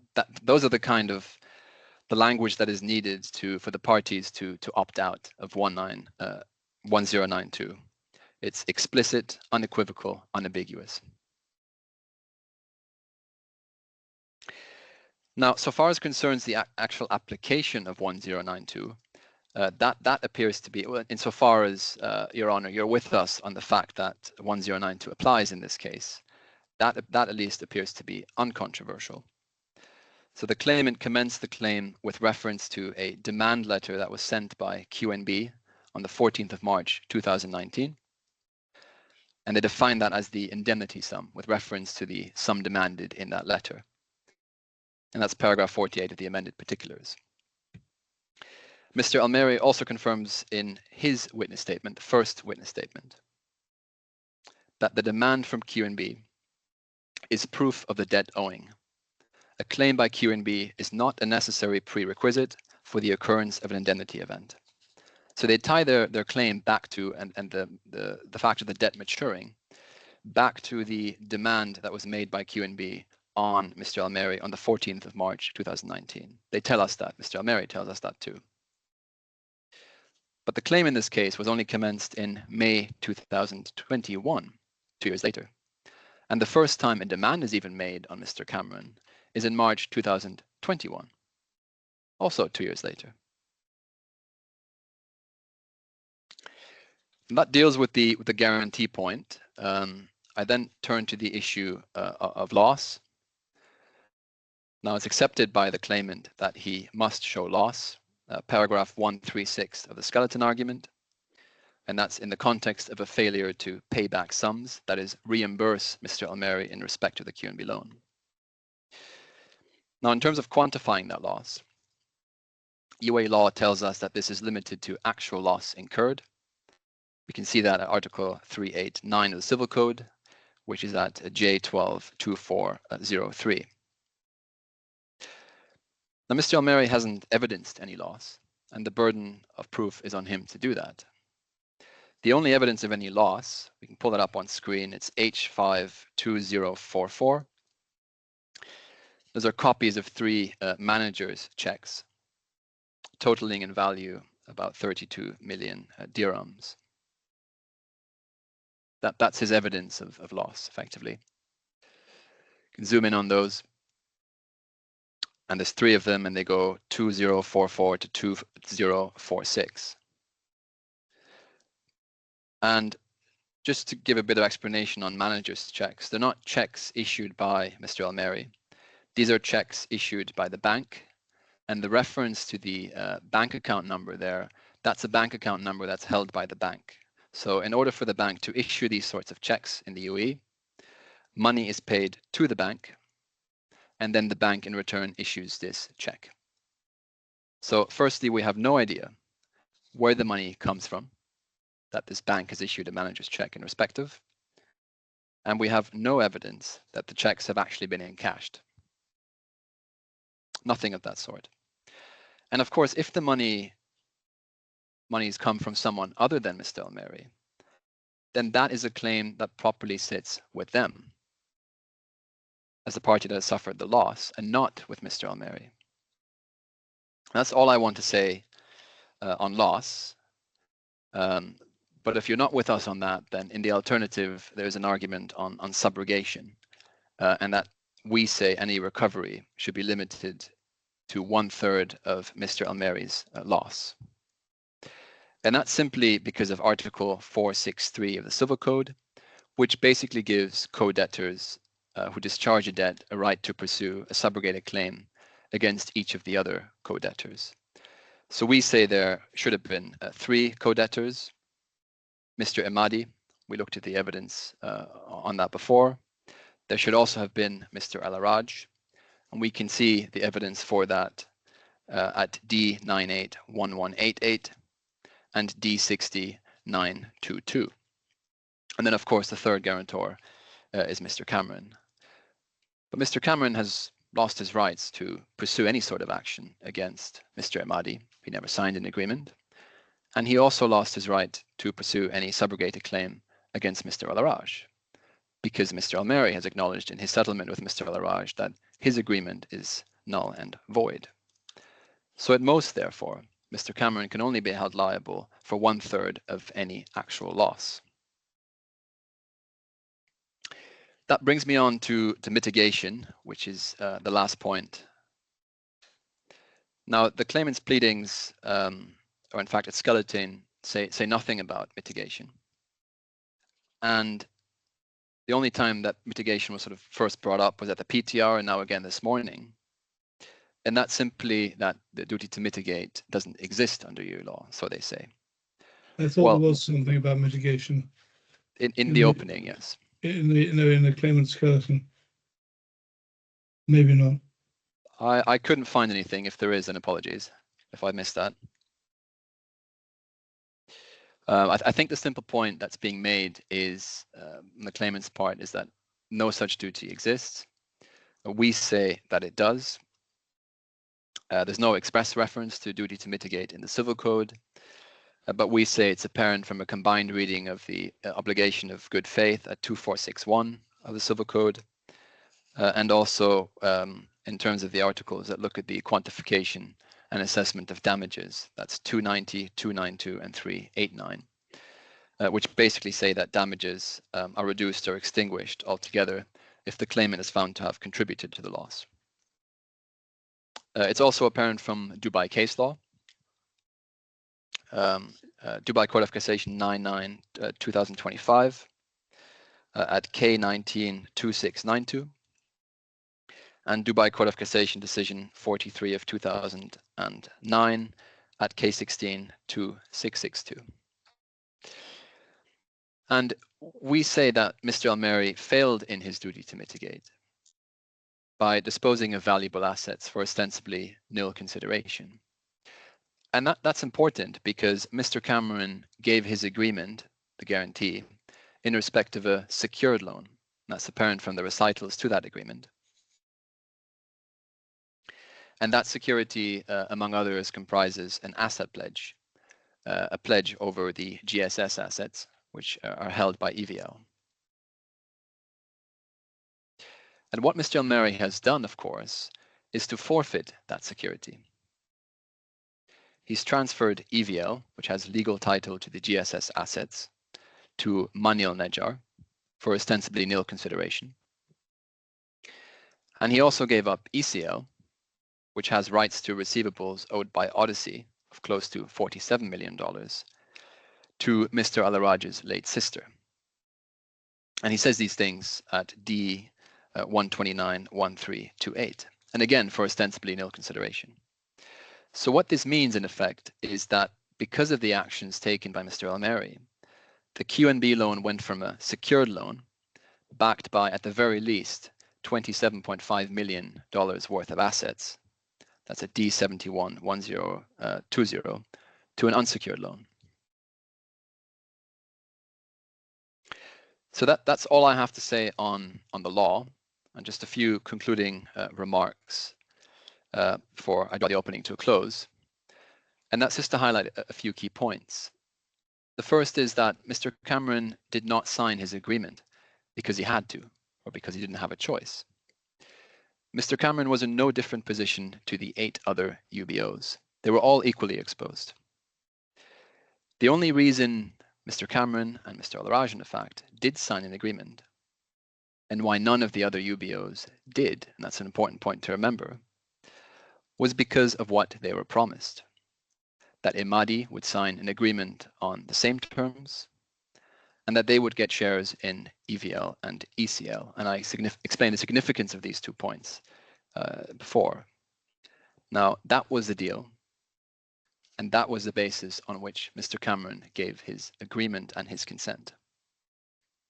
What ultimately happened, of course, is that unbeknownst to Mr. Cameron, Imadi did not give a guarantee on the same terms, and Mr. ALMHEIRI ended up with control and complete ownership of EVL and ECL.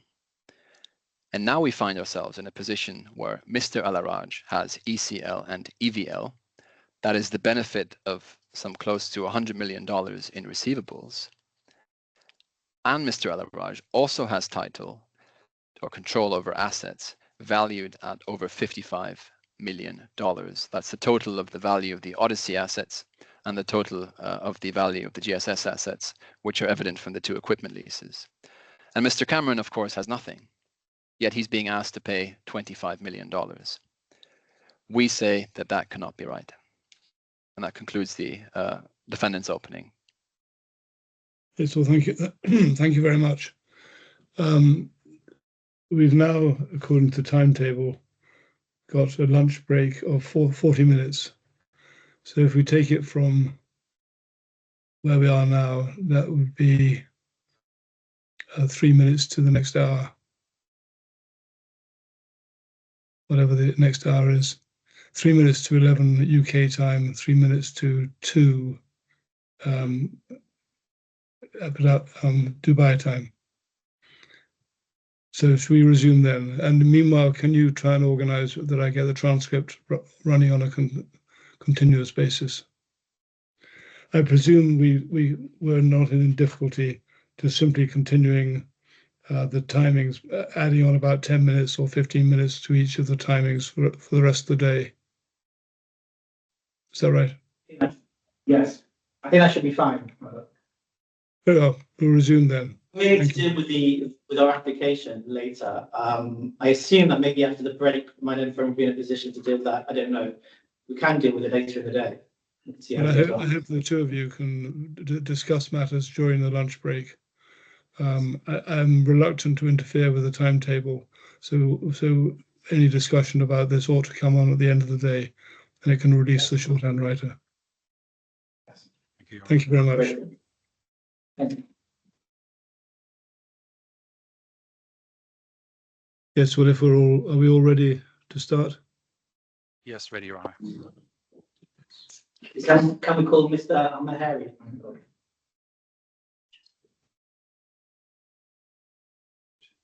Should I take Mr. ALMHEIRI through the statements, my lord? Can I call him? You can call Mr. Apologies, I just have two corrections to make to the transcript of what I said before, Your Honor, if I may make those corrections for the record. Yes, of course. The first correction is at, I'll do it by, I think it's page and then line, so 5810 of the transcript. I refer to Mehdi Dazi acting on behalf of Mr. Cameron. That was a reference to Mehdi Dazi acting on behalf of Mr. ALMHEIRI. That's the first correction to the transcript. And the second correction is 2 lines down, 5812. We can see the fact that Mehdi Dazi was clearly acting for Mr. Cameron. The reference there was again meant to be to Mr. ALMHEIRI, not to Mr. Cameron. Thank you. I still don't have that transcript, but no doubt it will emerge in due course. Anyway, Mr. Ball, do you want to? Yes. Hang on. I think he'll need to be sworn in. Your Honor, may I proceed with swearing in the witness? Of course you may, yes. Thank you. Good afternoon, Mr. ALMHEIRI. Can I please confirm whether you would prefer to swear on oath or by making an affirmation?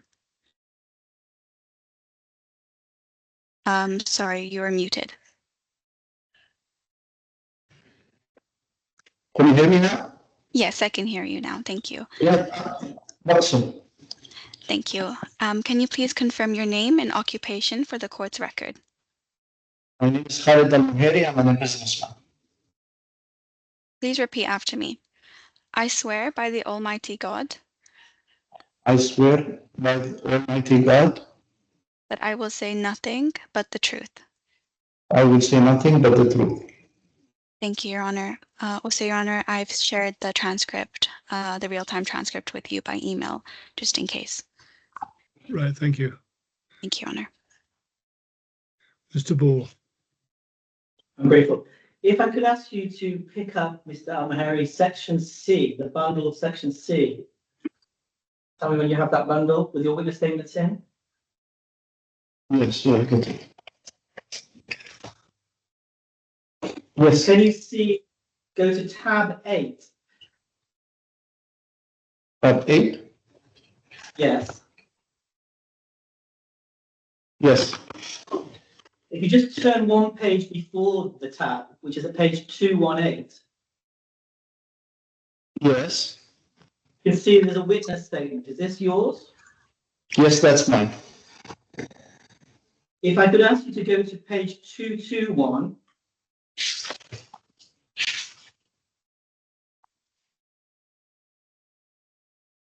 Yes. Your signature, is that your signature? Yeah, that's my signature. And do you stand by this statement? Yes, I stand by the statement. Can you go to tab 9, please? Yes. If you just turn the page before that, it's page 222. Yes. And that's your witness statement? Yes. If you can go to page 225.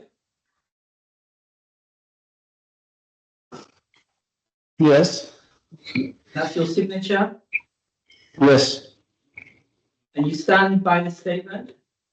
Yes.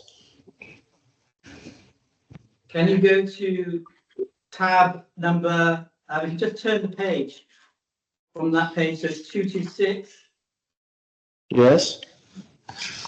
and that's your statement of the 28th of April 2023. Yes. If you go to page 228, Yes. and that's your signature, Yes, that's my signature. and you stand by this statement. Yes, I do. If you can go to tab 12, please. Yes. So page 249, Yes. you recognize this statement? Yes. And if you turn to page 264, Yes. this is your signature, Yes, that's my signature. and you stand by this statement. I stand by this statement. Then if I can take you to tab C14.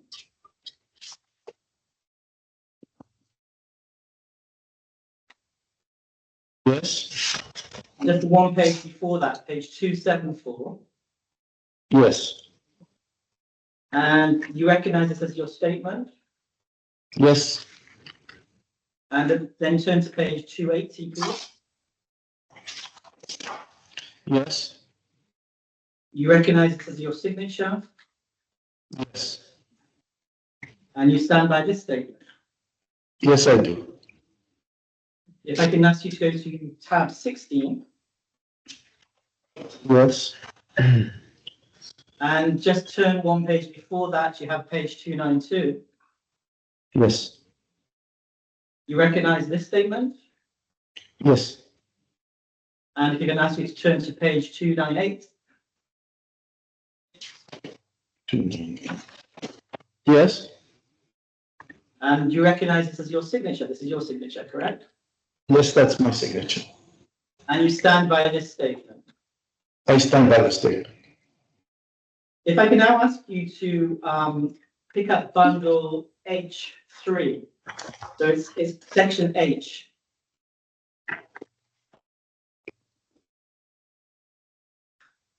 Yes. And if you go to tab 9, Yes. you recognize this as your 8th witness statement. Yes. And if I can ask you to turn to page 2203, the last page of this tab, Yes. that's your signature, is it? That's my signature. And you stand by this statement as well. I stand by this. Okay, I've got no further questions for you, but Mr. Mohammad will have some questions. Thank you. Yes, Mr. Abdul Mahab.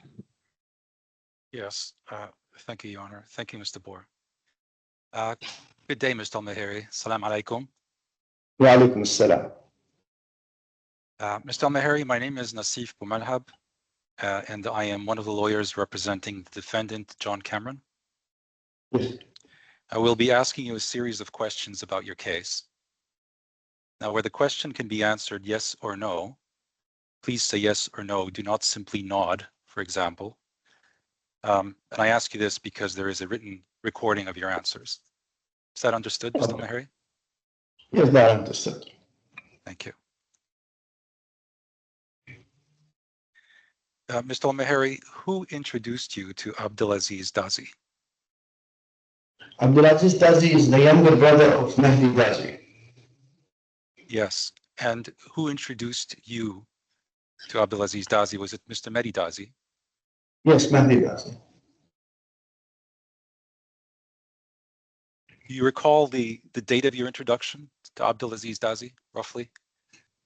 I would say around 2004, 2003, 2004. And as you said earlier, Abdulaziz Dazi is the brother of Mehdi Dazi. In fact, I believe he's Mehdi Dazi's younger brother. Is that correct? Yeah, he is Mr. Mehdi's Dazi. As I said, he's his brother, younger brother. And Mr. Mehdi Dazi was a business associate of yours. Is that right? He was, we did not have any business together, no. I mean, he worked in a company in Abu Dhabi that I had a business deal with. Right. Well, these are your words. You called him your business associate, and let me take you to page 185, which is a tab C5 of the trial bundle.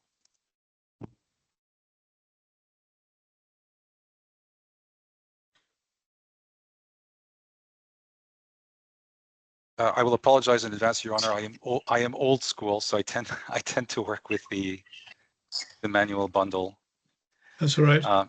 And so there will be a little bit of lag, I'm afraid. Don't worry. Don't worry. Just before you go on, can I ask this?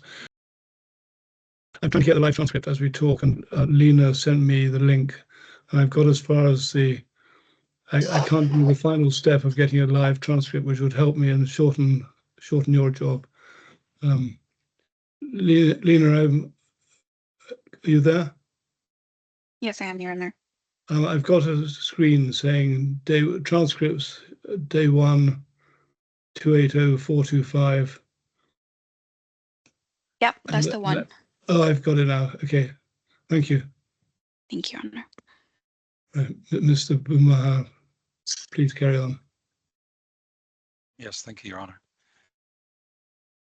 So, Mr. ALMHEIRI, can I take you to page 185, specifically paragraph 33?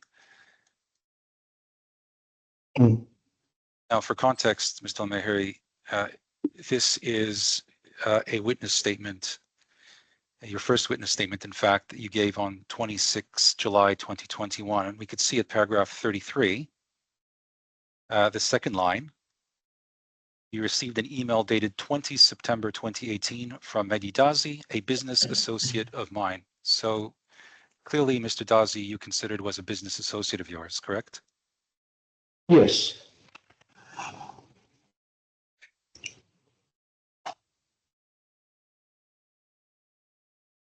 From October 2014 to 22 July 2020, you trusted Abdulaziz Dazi to be the sole registered shareholder of LED Ventures Limited, didn't you? From, sorry, what date to what date? October 2014 to 22 July 2020. I think the dates that was transferred to that LED and ECL behavior was created was in 2016. Isn't that the dates? No, I'm afraid not. No. And if you bear with me, I can take you to the reference. It was October 2014 to 22 July 2020. Apologies, Your Honor. I know it's not the best way to start, but I didn't actually note down this reference. Sorry.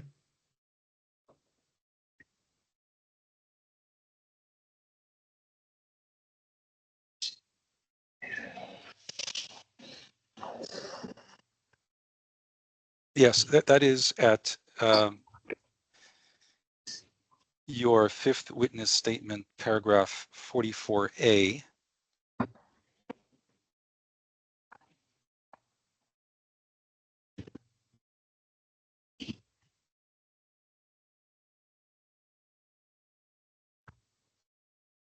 Which is, somebody give me a reference, please. 256. 255. It is 255. yes, quite. Thank you, Your Honor. So at page 255, which is tab C12 Yes. of the trial bundle, do you see there, Mr. ALMHEIRI, at paragraph 44A, this is your witness statement. You say EVL is an international company existing and operating and so on. And then in the second sentence, you say EVL is owned and managed by Mr. Abdulaziz Dazi and was set up under the agreement of D2 and Mr. Araj. EVL's sole shareholder was Abdulaziz Dazi from 30 October 2014 to 22 July 2020 when it was transferred to me. So it was transferred to you on 22 July 2020 is what you say, correct? Yes. Right. And I suggest to you that Mr. Abdulaziz Dazi was holding the shares on your behalf. And if we can look at page 1249, which is at 1249 of the bundle, which is at tab 112 of bundle D.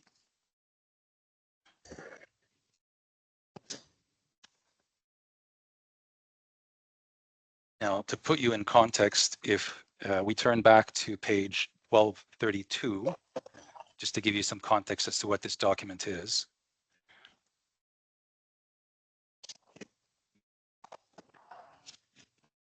Now, this document is an advice from Baker McKenzie Habib al-Mullah. Can you see that, Mr. ALMHEIRI? Yes. Yes, you can see that. And can you see there, it reads in the first paragraph, dear sirs, we write with reference to your request for legal advice in relation to the financing arrangement between our client, LED Ventures Limited, and its affiliates, and various entities which are ultimately owned by Mr. Mohammad Ezelddine Araj. Can you see that? Yes. And can you see that the memo is addressed to, or the legal advice is addressed to Abdulaziz Dazi, Manil Najjar, and Mehdi Dazi? Can you see that? Yes.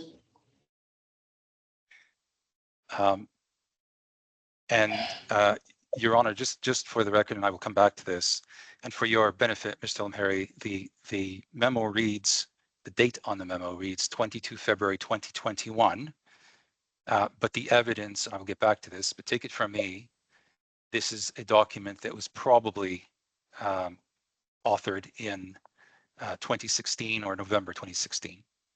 That just take it from me that is the case, and we will get back to that.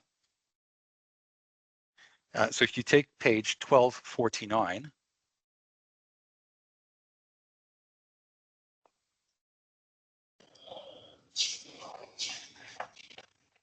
Yes.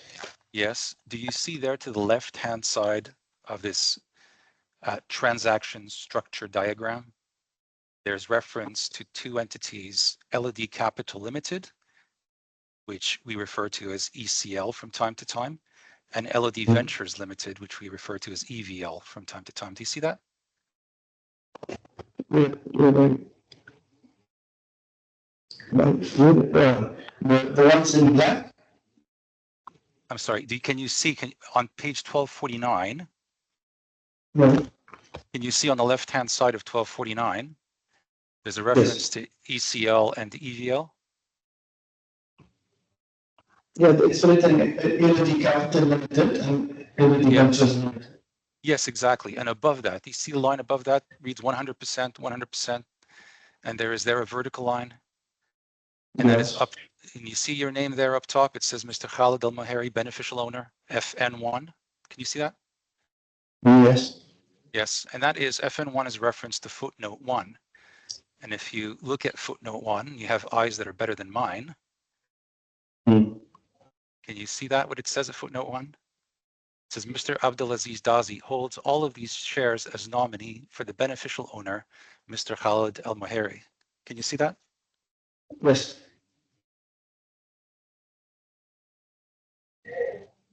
And while we're at it, would we look just at the right side of the page, Mm. the right-hand side of the diagram? And we could see there three companies referenced: Gulf Steel Strands, Odyssey Fasteners, and Specified Wire. And above that, we see, 100% as vertical lines. And then we could see Mr. Mohammad Ezelddine Araj, ultimate beneficial owner. Can you see that? Oh, yes. And if we look at footnote 10, which is what is referenced, we can see there, the note reads, Mr. Mohammad Ezelddine Araj is the ultimate beneficial owner of each of these companies, and then in parenthesis, but is not a direct shareholder of any of them. You can see that? Yeah, I can see that. So do you accept that Abdulaziz Dazi held the shares in EVL and ECL on your behalf? No, he did not hold it on my behalf. I'm sorry, I'm not sure. He did not hold it on my behalf only. He Well, that is held it on the behalf of I'm sorry, Mr. MUSABEH, but you've just seen with me a legal advice issued Yes, a to... legal advice. It was a legal advice, but that was not the ultimate. Like Ezelddine chose that ultimate beneficiary owner. It's Ezelddine, but you know that GSS had different shareholders. But We'll get to that, Mr. MUSABEH. We'll get to that. But I'm sorry clearly to interrupt. I'm the transcriber. I'm just getting a lot of distortion from the witness. It's not very clear. It's quite hard work making it out. I don't know. Is it the speed of talking, or is it the? It's not the speed, and the volume is very good. It's just very crack. It's almost too loud, possibly. I don't. It's just very distorted. Oh. Maybe would it be better if you were slightly further away from the microphone? Is it better now? That sounds much better. Thank you. Oh, thank you. Okay.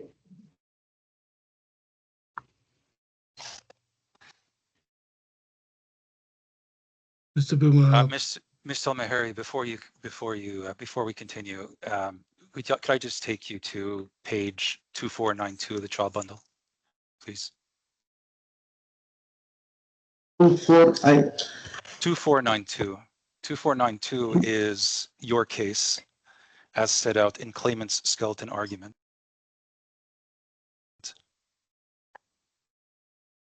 Paragraph 18.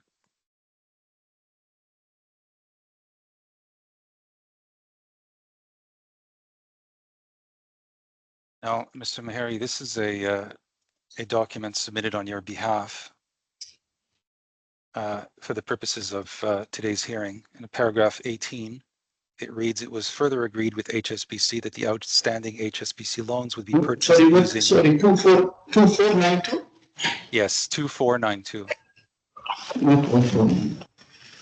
2492, sorry.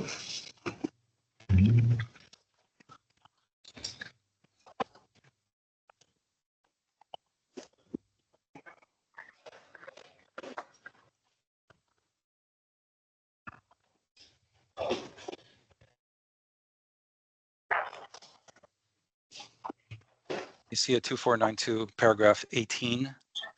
I can read that to you. It was further agreed with HSBC that the outstanding HSBC loans would be purchased using two SPVs established on behalf of the claimant but held by Mr. A. Dazi. Can you see that? Yes. Therefore, the shares were held on your behalf, correct?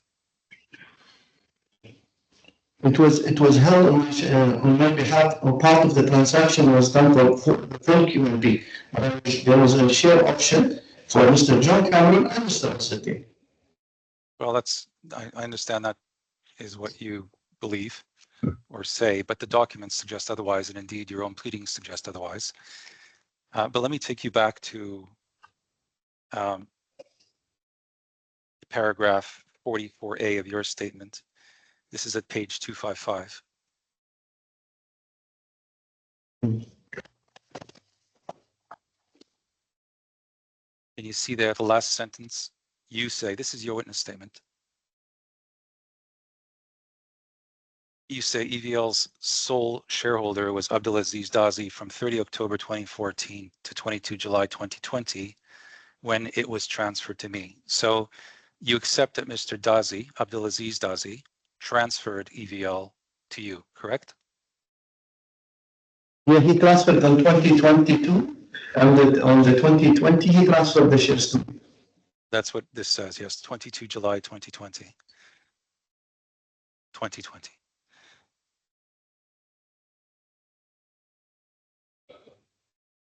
So you effectively trusted Mr. Abdulaziz Dazi to own EVL on your behalf from October 2014 to July 2020. That's right, isn't it? It was collective that all the parties agreed that Mr. Abdulaziz Dazi will hold. All the parties.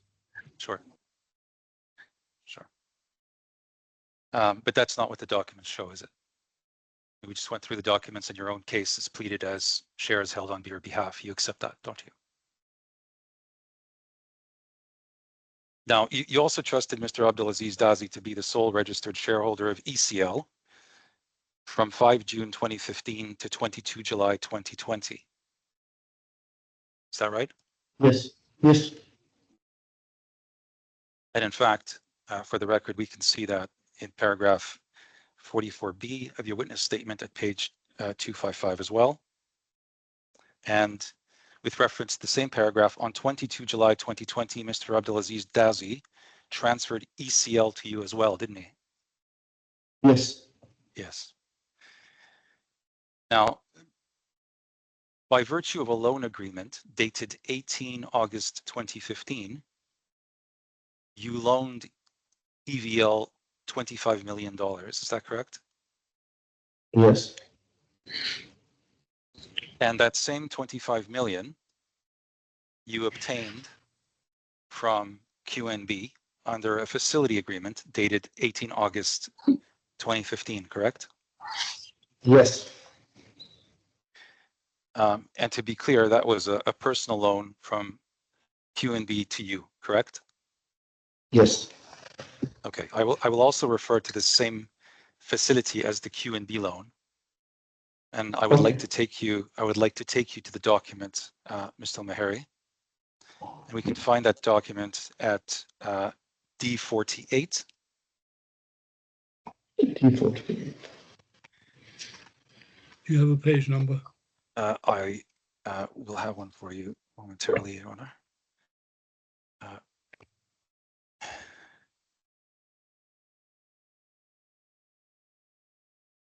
634.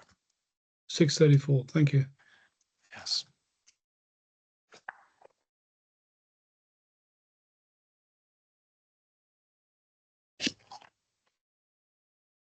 What page is it? 634 at Yes. tab. You see that? Yes. D48. Yeah, yeah. Yes. Now I would like to take you to the I would like to take you to page. Sorry, no, we're there. 634. Yes. Okay. So we can see on page 634 that EVL is acting as a third-party security provider. Can you see that? Yes. So they're acting as a third party. So EVL is acting as a third party security provider under the QNB loan, correct? Yes. And if I take you to page 734. Sorry, page again. I can't hear you. 734. 734 is the same document. It happens to be the signature page. Yes. And can you see your signature there on 734? Sorry, at 734 as borrower. You see that? Yes. Yes, and you see Mr. Abdulaziz Dazi's signature there on behalf of LD Yes. Ventures Limited. Yes, and you have given your address as Evolvence Capital. Yes. Yes. And that is an entity, I assume, part of the Evolvence Group. Yes. Yes. And what was your connection to the Evolvence Group? I'm the CEO of Evolvence Capital. Araj, yeah. Apologies, I did not hear you clearly there. You were the Founder and CEO. founder and CEO. Thank you.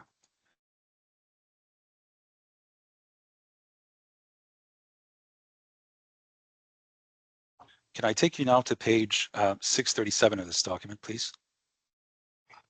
637. Yes. Yes.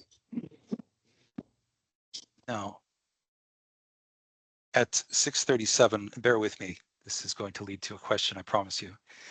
But at 637, there you can see definitions set out in clause 1.1 of the QNB loan.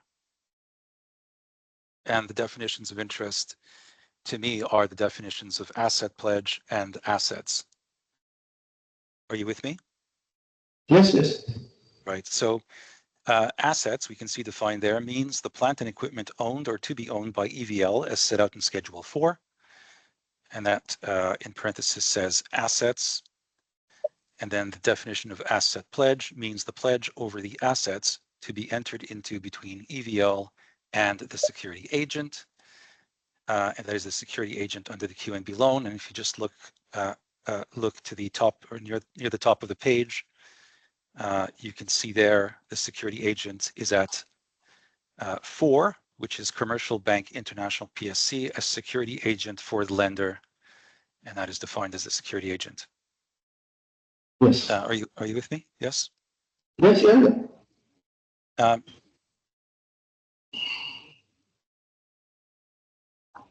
And if we turn to page 719, 719.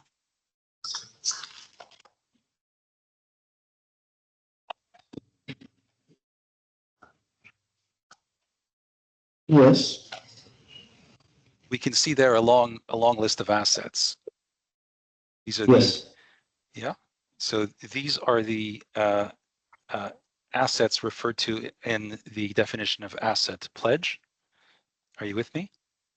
Yes. And these are in fact GSS assets, right? So if you look at the first line, for example, you can see serial number 1, asset tag MP1, location GSS JAFSA, and then N1 batch picking plant, and you can see the purchase date is stated as 12 December 2007. You see that? Yes. All right. Now, I won't take you through the whole list, but I would like you to go to page 726. So the list goes on through to 726. At 726, we can see the heading plant and equipment. You can see that? 726. Yeah. Don't know if you can see the screen, but it Yes. is also on the screen. Yes. You Yes. see that plant and equipment? Mhm. And then if we continue turning through to page 732. So if we go page by page, you will see this continuously is a list of various assets. And you can see there, for example, at 732, there's a reference to plant and machinery and buildings. See that? Yes. Now I'm just taking a few examples. The list runs through from page 719 all the way through to page 732. Okay. All right. Now I would like to take you to paragraph 54 of your witness statement at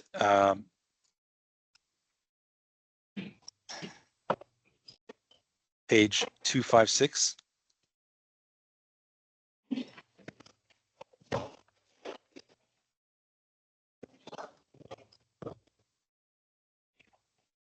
Yes. Yes. Can you see there, you say EVL served notice that delivery of the assets had occurred with the GSS lease agreement, and therefore that payment of the first lease fee of 16.5 million dirhams was due and outstanding, as set out in a letter to GSS and Mr. Araj dated 2 September 2016. Can you see that? Yes.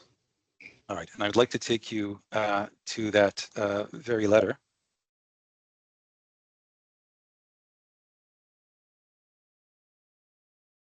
Apologies, I would like to take you to the asset lease agreement between EVL and GSS. And you will find that signed at page 1060. 1060.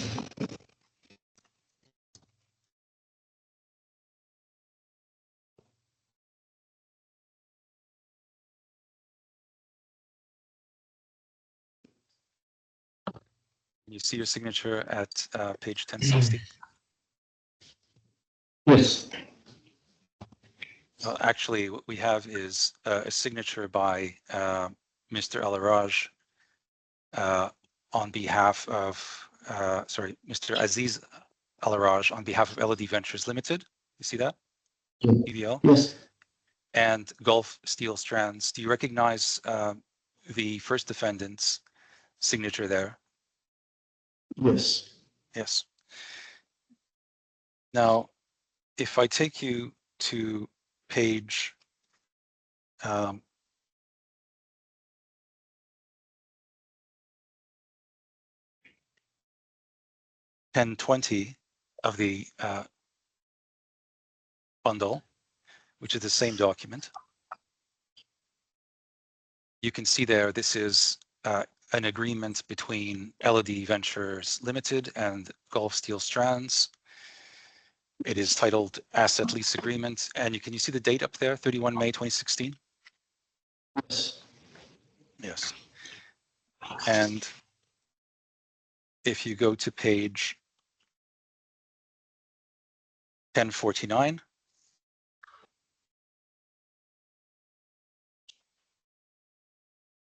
Yes. you see there, this is an asset schedule. Yeah, yeah. Yeah.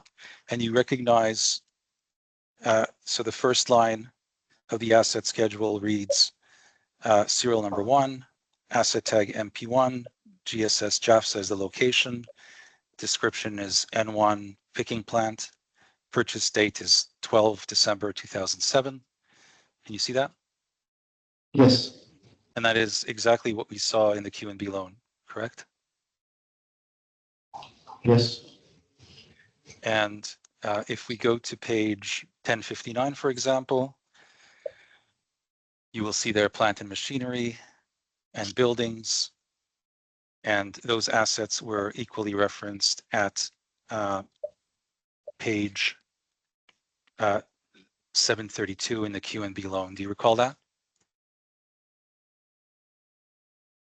In terms of what they call what? The fact that these are the same or substantially the same assets. There's the plant and machinery. Is it listed here? I've never Yes. seen that. Well, take it from me, it is. So here's my question to you. Do you accept that, in fact, the GSS assets were given as security under the QNB loan, correct? The GSS asset was given as a security under the QNB loan. Yes. Yes. And those same Yes. assets were, in fact, transferred to EVL by GSS, correct? And leased back. And leased back, exactly. So, but just one question at a time. First point is they were transferred from GSS to EVL, correct? That's how Mehdi Dazi and the team structured the deal. No, I understand, but just dealing with this question. So the assets were transferred from GSS to EVL and leased back from EVL to GSS, correct? That's what the document says. Okay. And if I take you to, sorry, and sorry, do you agree with me? The idea was that GSS would use the plant and machinery and run the business effectively, and then pay EVL under the lease, which is the lease that we just saw, and that revenue is supposed to fund the QNB loan. That was the logic. Thank you.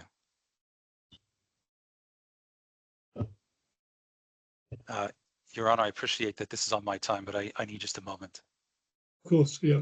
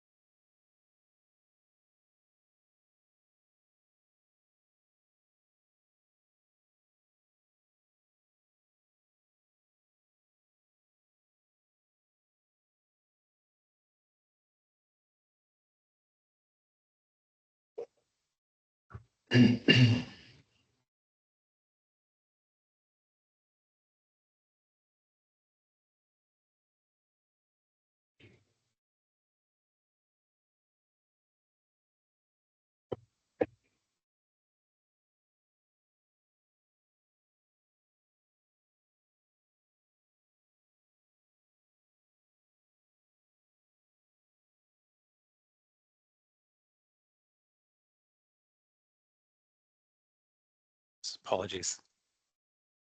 Do you agree with me, Mr. ALMHEIRI, that sometime before 2 September 2016, delivery of the assets leased by EVL to GSS had in fact occurred? Sorry? The assets had been delivered to GSS, in fact, and GSS was using those assets, weren't they? I don't recall of this. I'm not. I don't recall. Not sure. Well, let me take you to your own witness statement at page 256. That's at tab C12.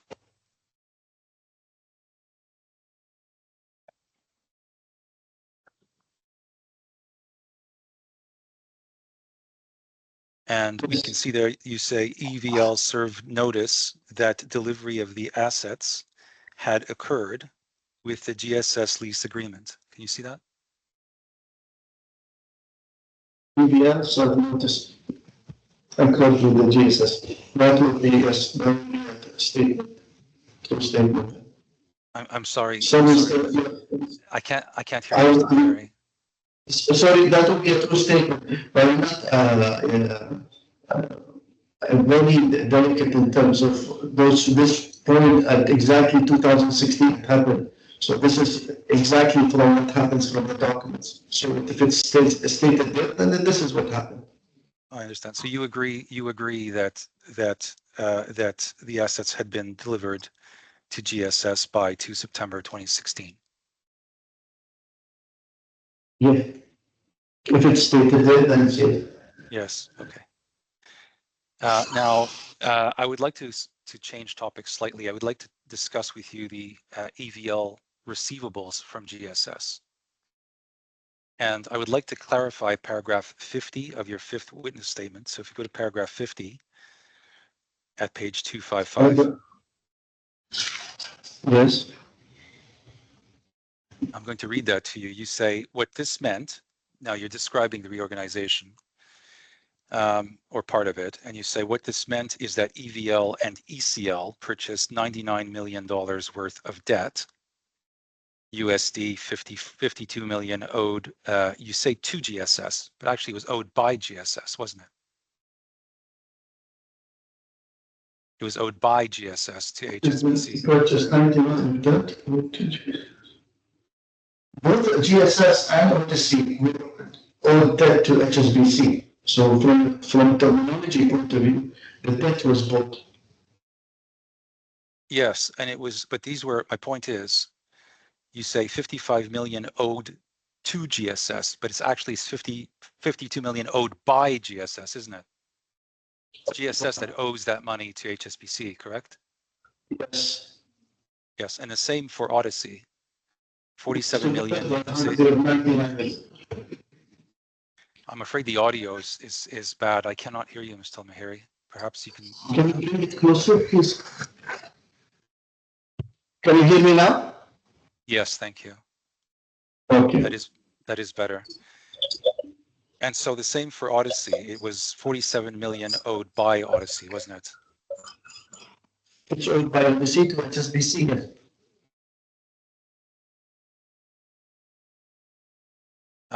Mr. ALMHEIRI, there is another incorrect statement I would like to take you to. Well, hang on a second.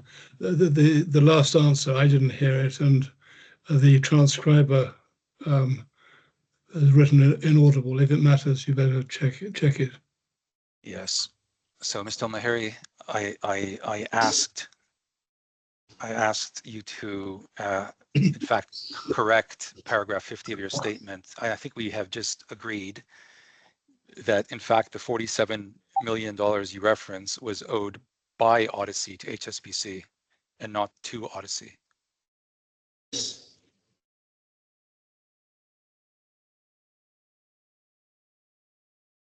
Did you say yes? Yes, I did say yes. Both of the loans both loans was close to 100 million and owed to HSBC. Thank you. And Mr. ALMHEIRI, I would like to take you to another incorrect statement made this time in your first witness statement, and you will find that at page 181.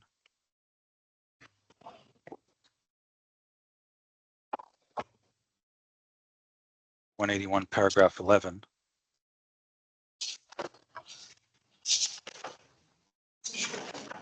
Hmm. That is at, are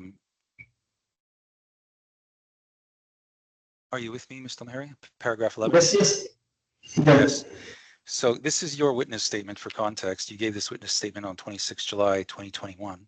It's your first witness statement. And you say here, I deny that Mr. Mehdi Dazi gave any representations, promises, inducements on my behalf, or that he made any misrepresentations on my behalf. Now, you then say the reason why. You say, I did not need D1 and D2 to enter into the restructure. I reduced the indebtedness of the companies by 75%, and the businesses were thereafter a going concern. But in fact, Mr. Almheiri, you did not reduce the indebtedness of the business. You simply transferred the indebtedness to EVL and ECL, did you not? I reduced to go from 100 million to 25 million. That's a reduction. Yes, but you see the receivables were not written off. They were transferred to EVL and ECL. So, no, sir. When you have an asset, from an accounting point of view, you start with the liabilities of 100 million, and then you start to EVL and ECL with a liability of 25 million. 75 million was written off. Yeah, well, I think that's the misunderstanding, actually, Mr. Almheiri. It was not written off. It was simply But it transferred. is written off by HSBC. It is a liability, of course. That's 101. If I have 100 million owed, and then I will manage to convince HSBC to write off 75%, that's a 75% haircut. Okay, let's go through this together, okay, Mr. Almheiri? Bear with me. Yes. Right. If you turn to page 1121, that's at tab D89.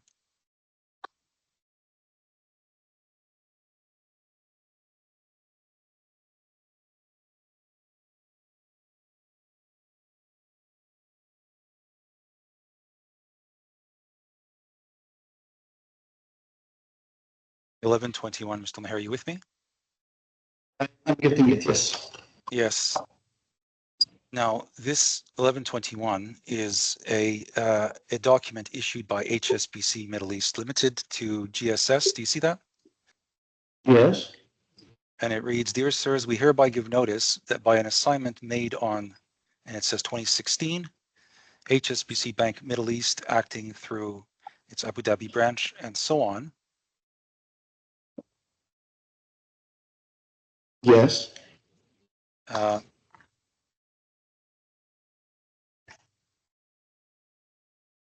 The assignment is made to LOD Ventures Limited. Can you see that? Yes. Yes. And then can you see at the second paragraph? It reads accordingly. Hmm. Accordingly, you must now make all payments under the facility to such account as may be notified to you by LOD from time to time, and HSBC cannot give you any instructions in respect of such payment to the contrary. So this is the assignment notice assigning the debt from HSBC to EVL, correct? I'm not a lawyer. I need a lawyer to understand this document, please. Well, I think we're about to go through it together. And I think we will reach the conclusion that in fact, there was no debt that was written off. It was simply assigned to EVL and ECL, I suggest to you, and the indebtedness therefore was not I reduced. disagree, sir. I disagree.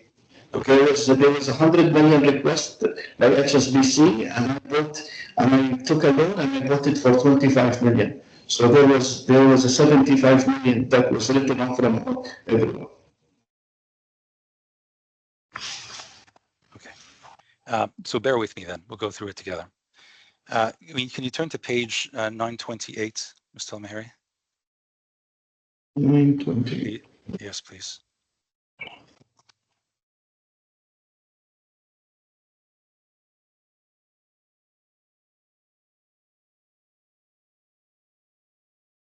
Can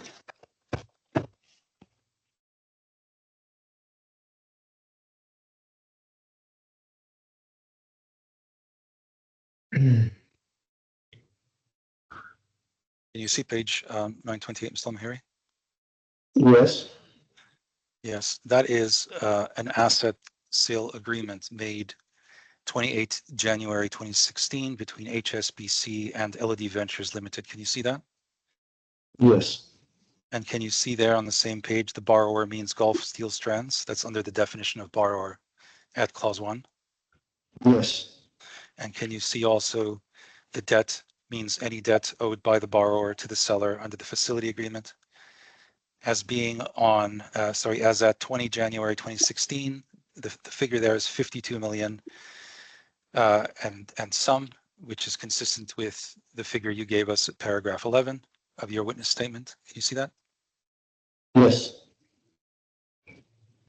And so this is the agreement by virtue of which HSBC sold the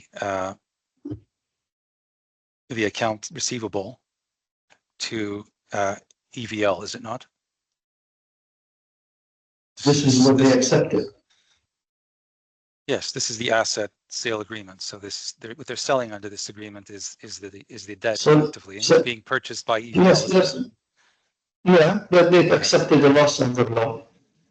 Okay, well that's maybe your understanding, but actually, just bear with me. So you accept that under this agreement,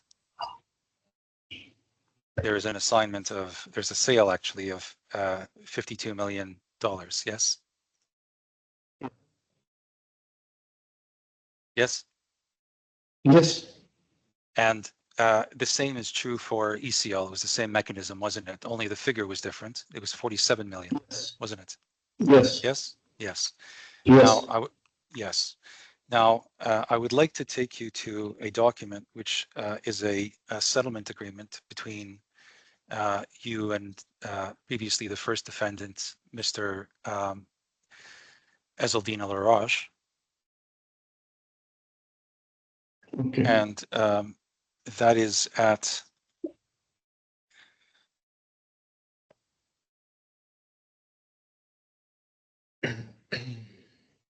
page 1331. 1331. 1331.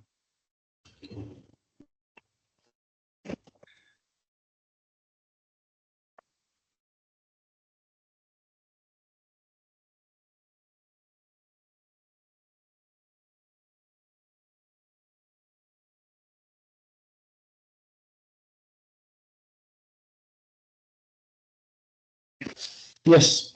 Are you with me at page 1331, Mr. Mahiri? Yes. Okay, for context, I'm going to go back to page 1328 for a moment. 1328. 1328 to give you some context to what we're about to see. Can you see there at the top, it reads settlement agreement? Yes. Yes. Apologies, I'm just checking that the transcript also picks up your answers at the same time. And then can you see the date there, 29 September 2021? Yes. Yes.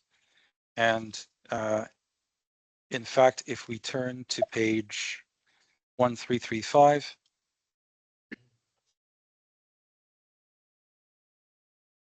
we could see there the signature page, correct? Yes. And then that is your signature on behalf of yourself, LED Ventures Limited and LED Capital Limited, correct? Yes. And to the right-hand side, we could see that Mr. Ezelldine Araj, who was previously the first defendant in these proceedings, signed on his own behalf and on behalf of Gulf Steel Strands. Can you see that? Yes. Okay, now I want to take you to clause 4.3b of this agreement. It's at page 1331.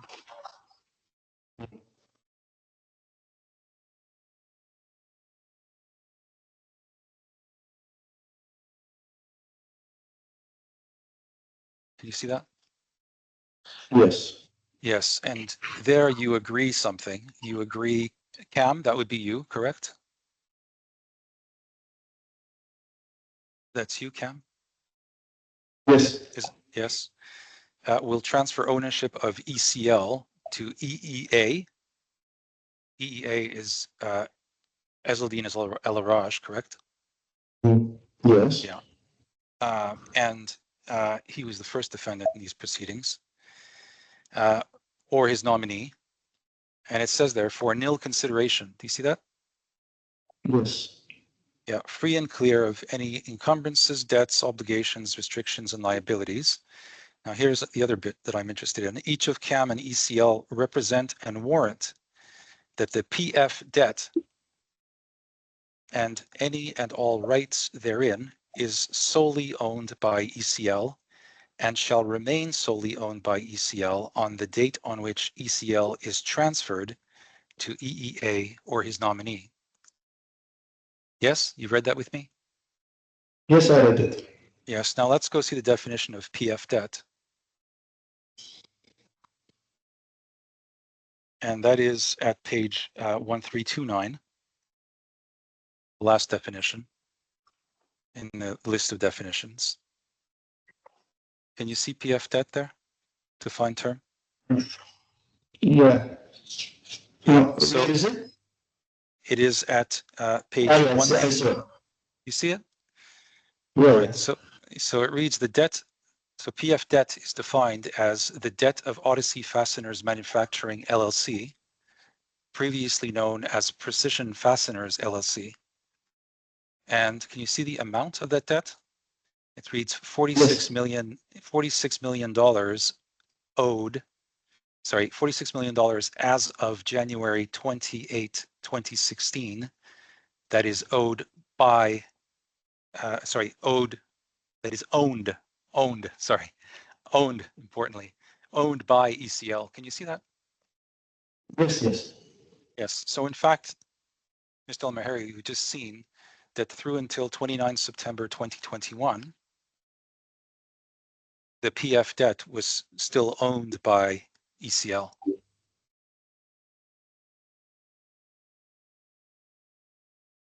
Well, I can see that. I've read the Yes. document. Okay, and take it from me, it was the same case for EVL. There is no forgiveness of debt that was ever given for EVL. Take that from me. There's no Okay. document that forgives that debt. Okay.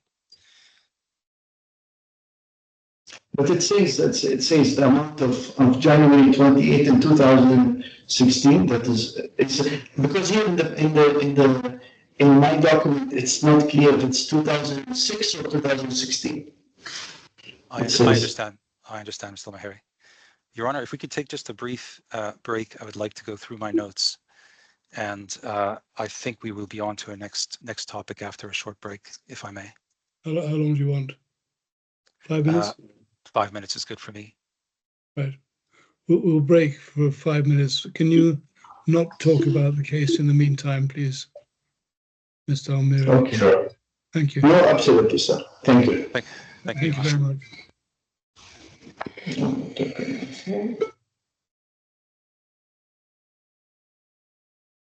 I'm ready to resume, Your Honor. Ready to resume? Yes. Mr. ALMHEIRI, we're going to resume now.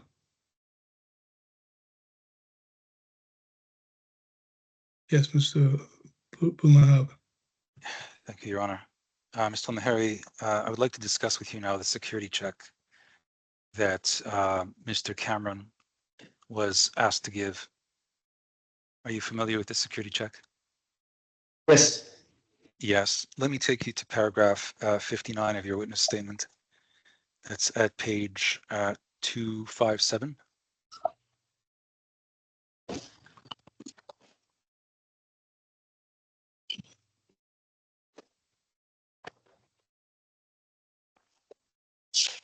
Yes. So here you refer to the security check that you say was meant to be in your name. You say D2 rejected this.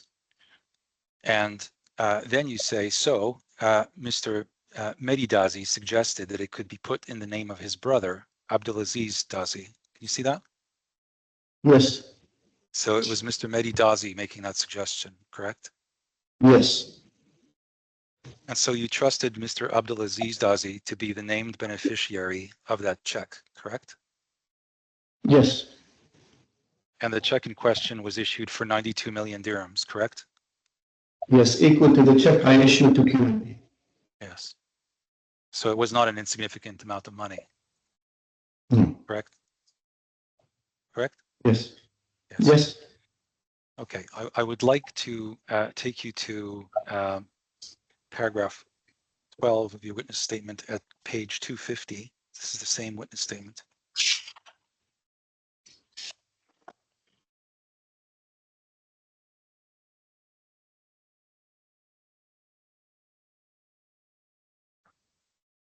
And again, here you are explaining the reorganization. And you say the indemnity agreement given by effectively by Mr. Cameron was for your benefit. So it was for your benefit, that indemnity agreement, wasn't it? Yes, it is. Yes. And it was to protect you, not others, from a default under the QNB loan, correct? Yes. Yes. And then at paragraph 12, you go on to say, in return for this significant benefit obtained, D2, that's Mr. Cameron, agreed to enter into an indemnity agreement for my benefit and in order to protect me from any default of the loan I took out from QNB. So you accept that the indemnity agreement was for your benefit, correct? Yes. I would like to take you to the document at tab D44, page 607.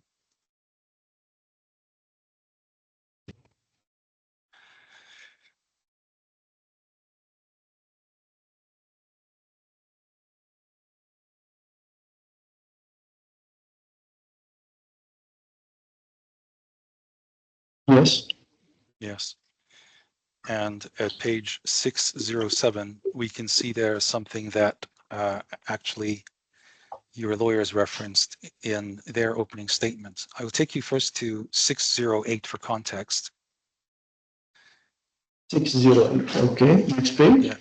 Yes. And the second sentence, or the first, hi guys, I finished reviewing the revised and much improved draft of indemnity agreement, and I have the following comments, and there's a series of comments. And this is an email from Mr. Cameron. Yes. And then I would like you to turn, to page 607. Yes. Now 607, that there is an email from Mehdi Dazi. You see that? Yes. And it's to Mr. Cameron. Yes. And the date is 25 May 2015, correct? Correct. Now I think we have agreed that the indemnity agreement was for your benefit. We agreed that moments ago, didn't we? To protect me, yes. Yes. And now I would like to take you through this correspondence at page 607. And there you can see various proposals that are made and answers given by Mr. Mehdi Dazi. That's Mr. Dazi's email. Can you see there at the second paragraph, there's a request made and it reads, not possible from my conversation with Cam, he would reject. Can you see that? Yes. Yes, and then at clause 1.2, underneath that, again, not possible from my conversation with Cam, he would reject. Do you see that? Yes. And then 4.9, not possible from my conversation with Cam, he would reject. Yes. And then 4.9, not possible from my conversation with Cam, he would reject. And take it from me, there are at least 8 references in this style to where Mr. Dazi has taken instructions from you in respect of this indemnity agreement. So in fact, you were giving Mr. Dazi, Mehdi Dazi, instructions in the context of negotiating this indemnity agreement, correct? I was giving him instructions to see the final draft. I understand.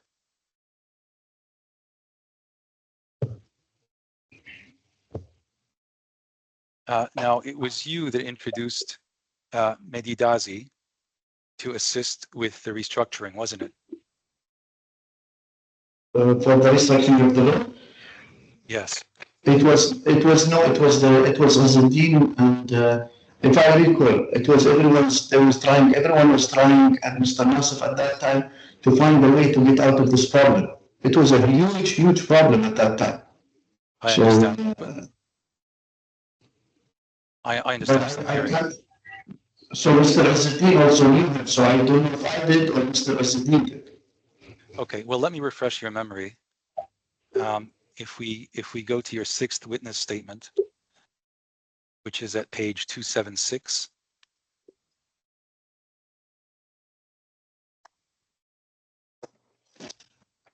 Yes. Page 276, Mr. Almheiri, at paragraph 13A.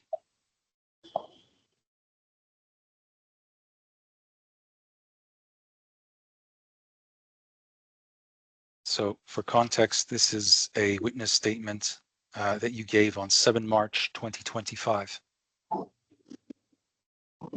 And here you say at 13A, these are your words, although I had introduced Mr. Medidazi to assist with the restructuring aspect of the transaction.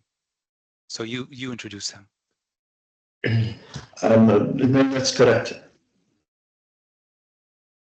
And it was Mr. Medidazi that you trusted to hold on to the 92 million dirham security check, wasn't it? Yes. Yes, Mr. Dazi, Medi, was holding on to the security check. That's the security check, to be clear, issued. Yes. To be clear, that is the security check issued by Mr. Cameron, correct? Yes, that is a security check. Okay, and I would like to turn now to Mr. Ali Al-Sharif Al-Ahmadi. Yes. When did you first meet Ali Al-Sharif Al-Ahmadi? Maybe 1998, 1999.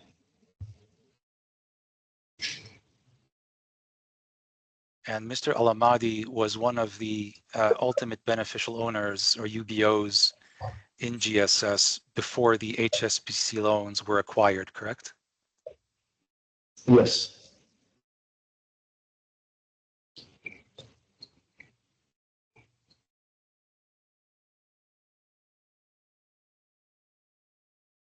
Now, we saw earlier that the QNB loan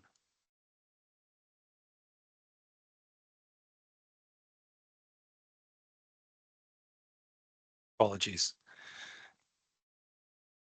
Do you agree that Mr. Ali Al-Ahmadi was initially expected or asked to provide you with an indemnity agreement in relation to the QNB loan?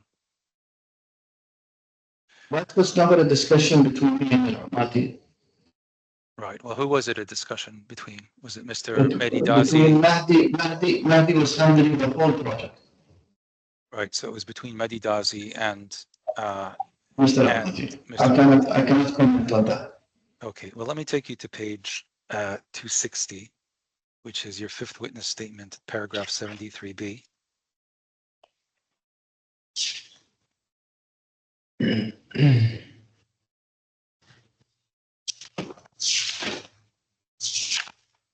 Yes.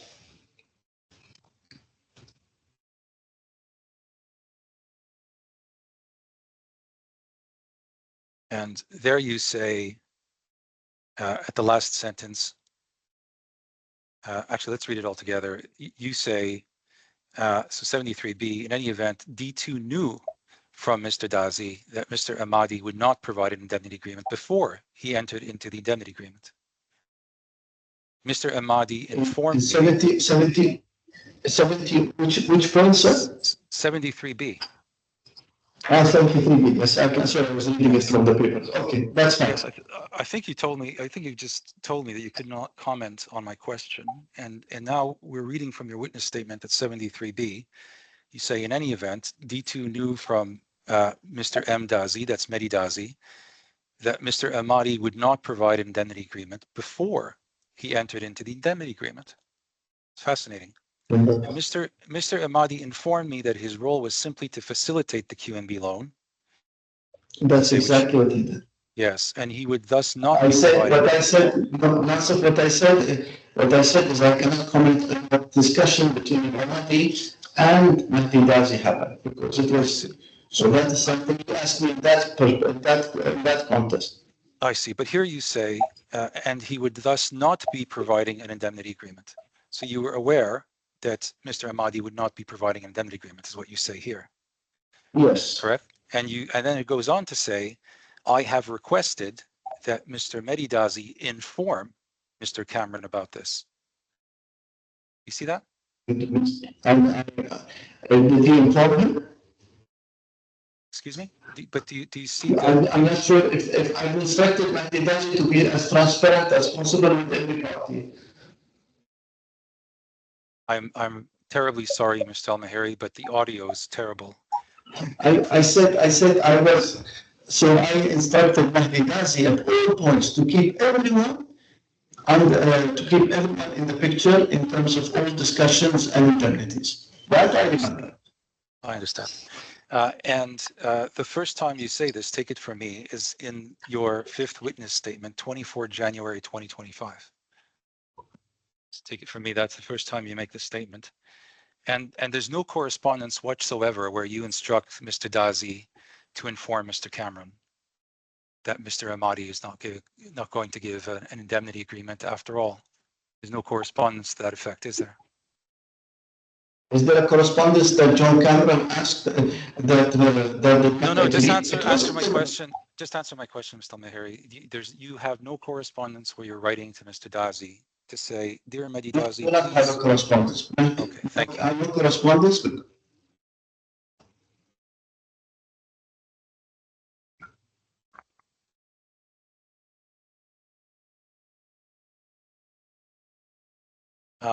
I just want to turn now to Mr. Ezelldine Araj, initially the first defendant in your present lawsuit.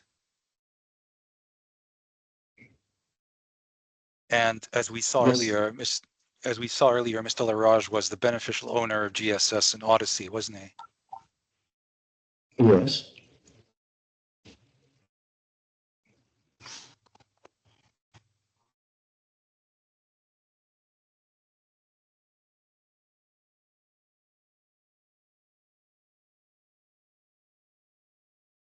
Now, Mr. Araj was a long-standing associate of yours, wasn't he? Mr. Araj was an employee of Revolver's Capital. Well, he was a long-standing associate of yours, yes or no? Yes. And in fact, Mr. Araj had been among the founding partners and the CFO of what is now the Evolvance Group, correct? He was, yes.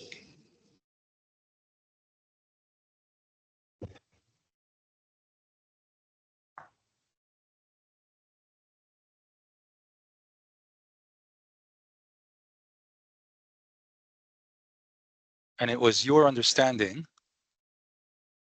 wasn't it, that as part of the reorganization, Mr. Araj was also to give an indemnity agreement for your benefit, correct?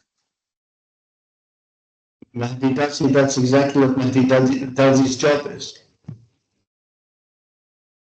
I understand, but I'm it was my understanding, yes. Yes, it was your understanding. Yeah. And it was also your understanding that Mr. Araj was supposed to give a 92 million dirham security check, correct? That was my understanding, yes. Yes. And if I take you to page 1107 of the bundle,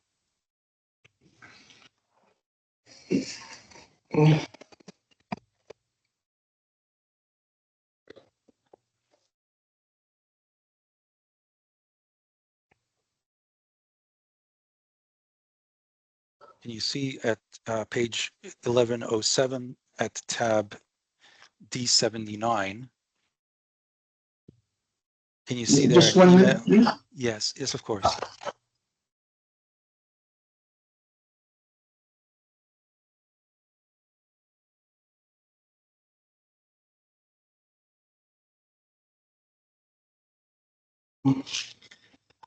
Okay. Okay. Now that is an email from Medidazi to you, and it reads Ziza D. I assume that is Abdulaziz Dazi Mehdi's brother, correct? Yeah. Mm.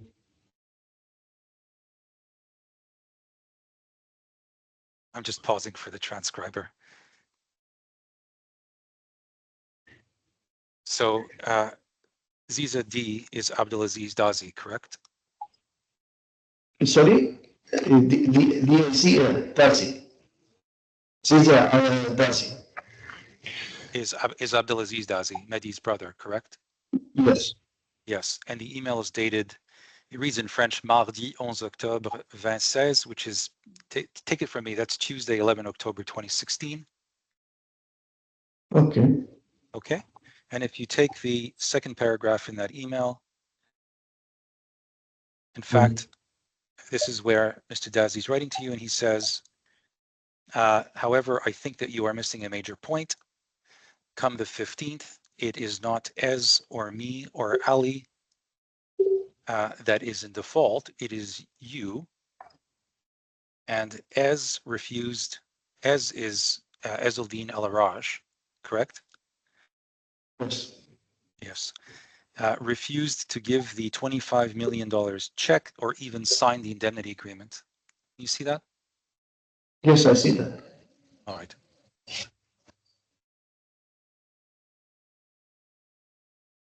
Now, Mr. Araj, who was the first defendant in this case, gave evidence that he refused to provide you with an indemnity agreement, in fact. And he says that he did that because he learned that contrary to his understanding of the restructuring proposal, at the very least, number one, Mr. Ali Al-Ahmadi would not be providing an indemnity agreement. And number two, ownership of the EVL and ECL shares were to be kept by you, contrary to his understanding. Are you familiar with that? Is that what is said here written down? That is what Mr. Araj said in his witness statement. I'll take you to it. Yes. This is at page 146 of the trial bundle.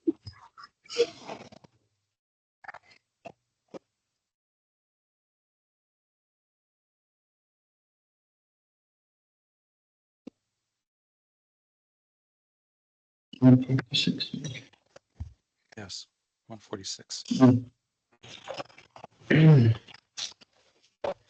146 of the trial bundle. Yeah, paragraph 25. And for context, if you turn to page 141, you will see this is the second witness statement of Mohammad Ezelldine Araj, who was then the first defendant in this case. You see that? Yes. And at paragraph 25 of his witness statement,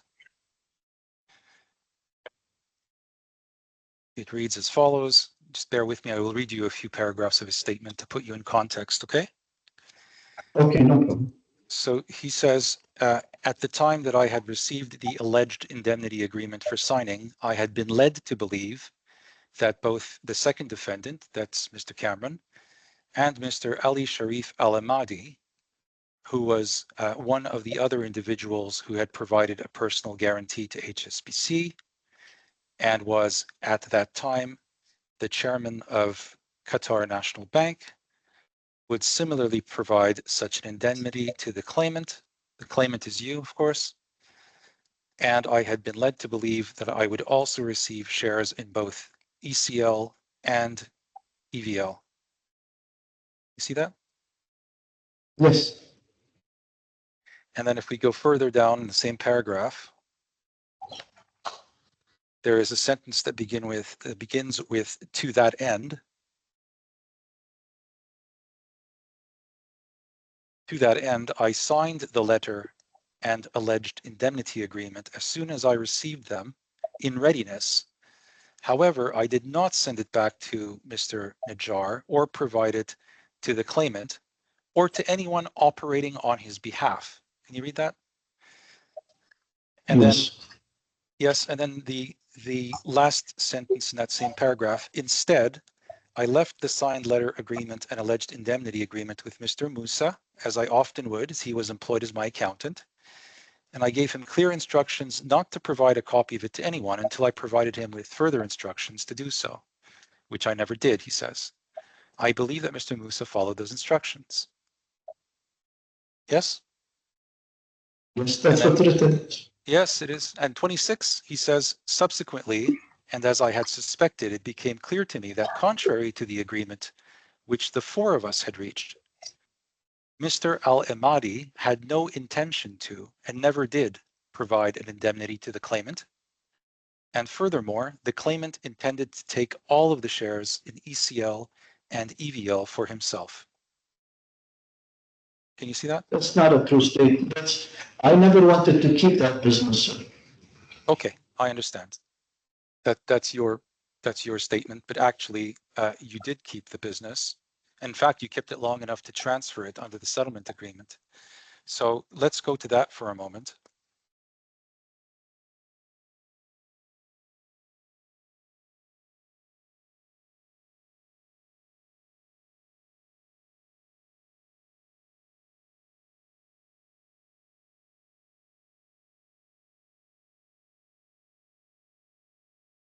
Apologies, just before we go there, page 145, I'd just like to read paragraph 23, the last sentence.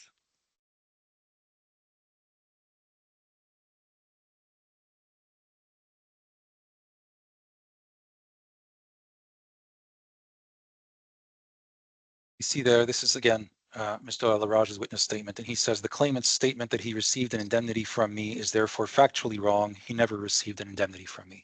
That's what he says there.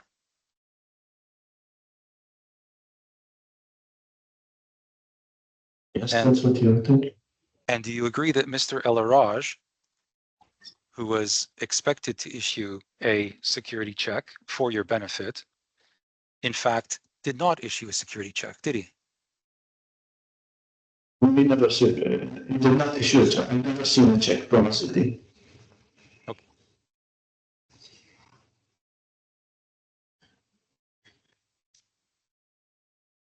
Now, I would like to take you to the settlement agreement. We saw this document earlier. It is at page 1335. 335. Yes.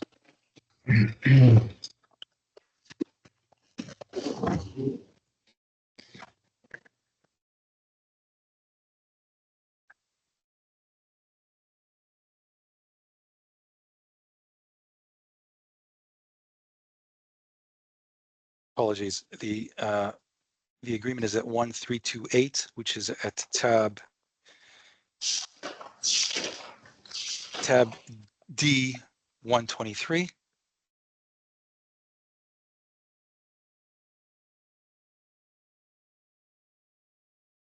Okay.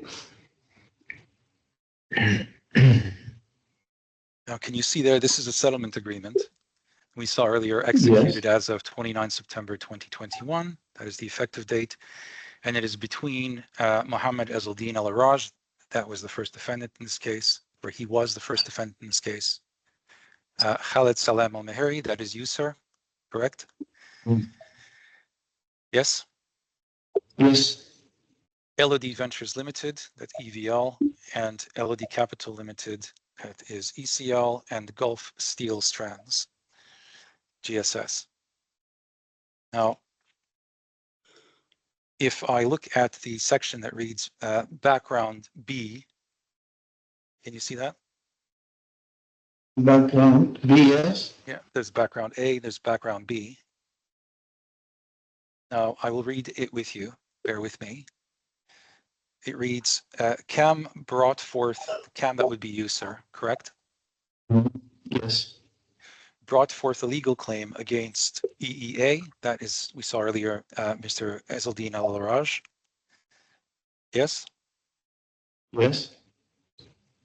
In the courts of the Dubai International Financial Center, designated as case, there's a case reference number, and that is defined as the proceedings. And then it reads, whereby, first of all, So little I, CAM has alleged that EEA has an obligation to indemnify CAM for CAM's repayment obligations under the previous facility agreement.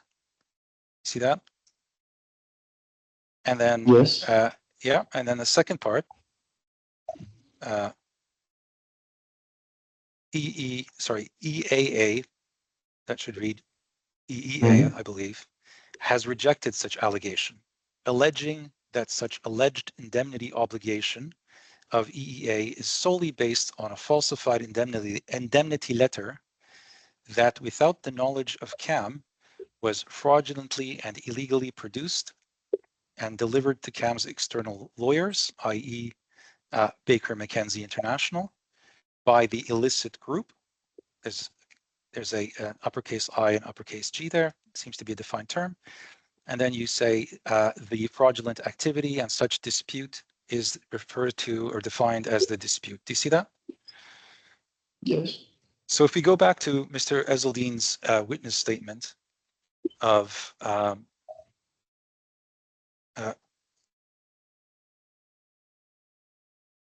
29 June 2021, we went through a few paragraphs together. Initially, you called Mr. Araj a liar, didn't you? You said he was lying when he made those statements. That he lying on what basis? What did he say? Perhaps the question is not clear. So I took you earlier to the witness statement of Mr. Araj, correct? Yeah, And I read to you various paragraphs where he says he never gave the indemnity or the check. In fact, he says he never gave the indemnity in the paragraphs that I read to you. Correct? He said he never gave it indemnity to me, but I found it when it was with Baker McKenzie. Just before we get to that, this is what he says in his statement. He says, I never gave the indemnity agreement. That's initially what he says. Yes, we just went through that. And you called him a liar. You called him a liar, didn't you? It's with Baker McKenzie, so what do I do? No, but just answer my question. You called Mr. Araj a liar, didn't you? You said, Mr. Araj, you are a liar about these things. Yes, I did. Yes, you did.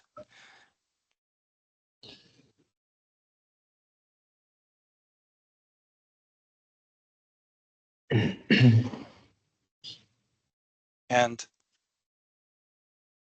in this settlement agreement, is it fair to say that you seem to change your mind about that? He's no longer a liar. In fact, you seem to agree with him.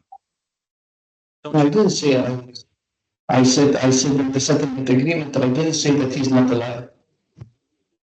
In the settlement agreement, you don't say that he's not a liar.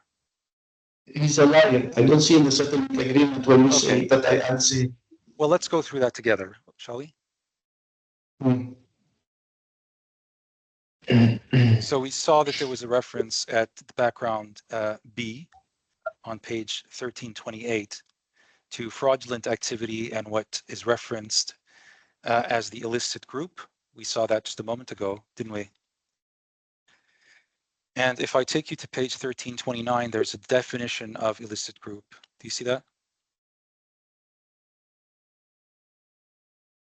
Do you see illicit group there defined? He defined John Cameron, Shri, Mahdi Dazi, and others as the fraudulent activity. That's Yes. it. So he doesn't define me as a liar. No, he's not calling you a liar. We're just referring to the illicit group for the moment, and that includes Mahdi Dazi, doesn't it? Yes. I mean, we could read it there. It's plain that it does. And just for good form, clause 2.1 of the agreement.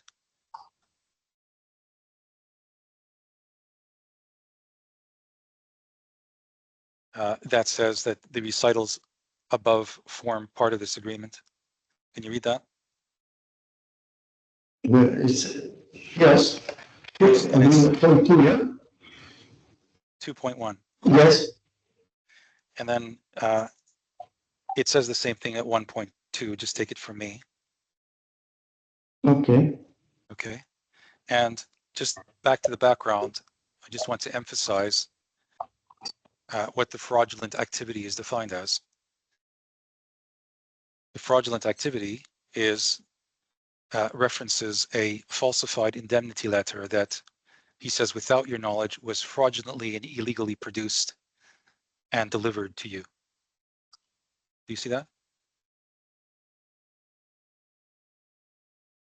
Which page is that? That is in the background. Background page. Ah, yes. Yes. And if we go to clause 4.3a at page 1331.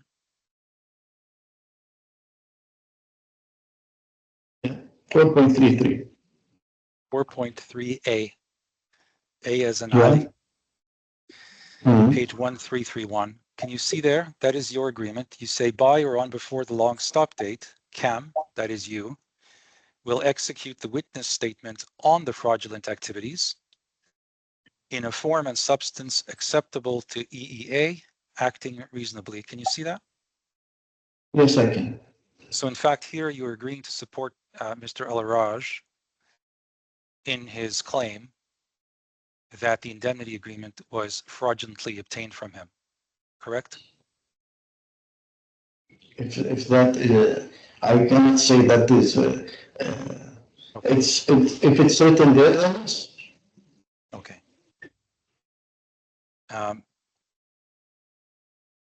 And can you see at clause 4.2a? Yes. It reads the indemnity agreement dated on or around 25 August 2015, on which CAM sought to rely in the proceedings, shall be deemed null and void ab initio. Do you see that? Yes.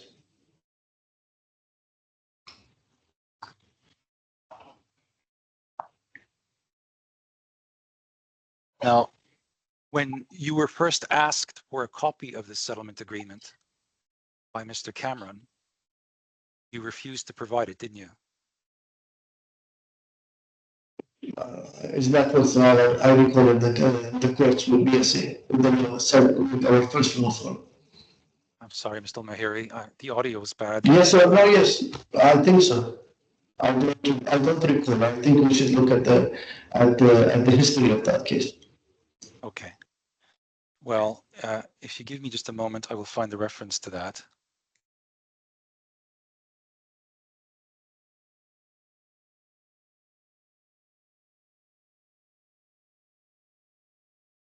It is at page 224.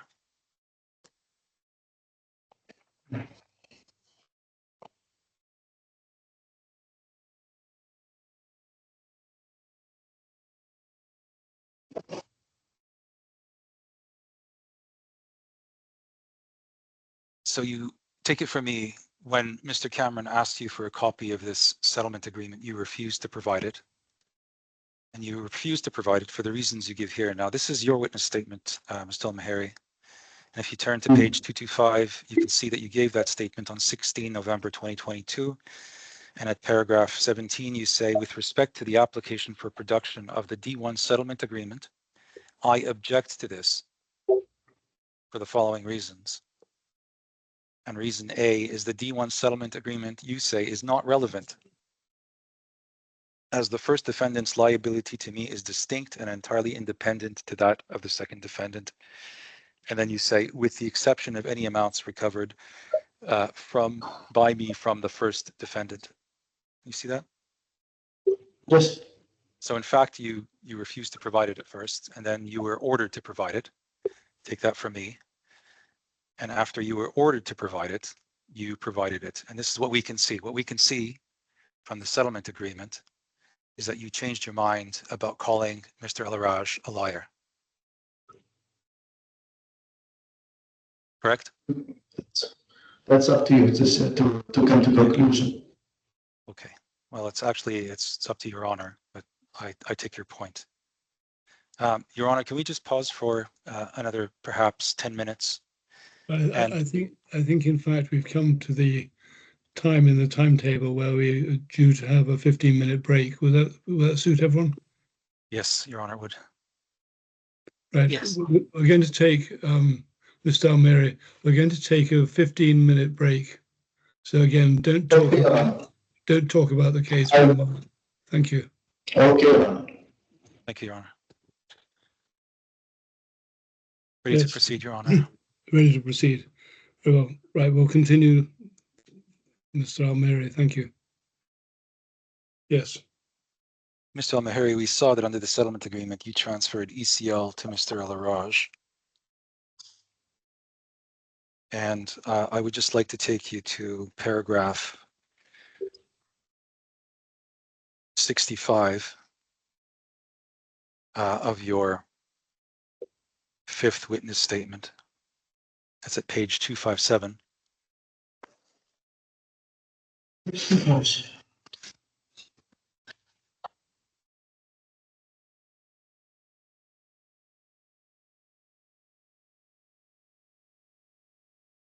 And there, yes, you with me? There, to be more precise, you say, this is your witness statement. I transferred EVL to Mr. Manil Najjar on 27 December 2023. Can you see that? Yes, number 65, yes. Yes. And then the following sentence reads, I transferred ECL to Lina Abdelhamid Al-Araj Al-Irhama. That's the late sister of Ezelldine Al-Araj, is she not? Yes. So that transfer happened on 5 December 2021. And then you say this was following the settlement agreement I entered into on 29 September 2021, and which I had expected Mr. Al-Araj to abide by. Now, you did transfer ECL pursuant to the settlement agreement, but you did not transfer EVL until 27 December 2023. Now, you say here you transferred it to Mr. Manil Najjar. Now, that was for the benefit of Mr. Al-Araj, wasn't it? Yes. And there was no requirement under the settlement agreement for you to transfer EVL, was there? It dealt only with ECL. I do not recall if it was, I think it was, I have to look into the settlement agreement in detail.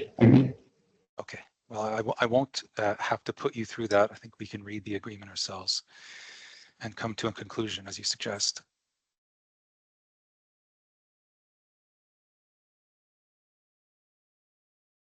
And can I take you to page 2202 of the trial bundle, please?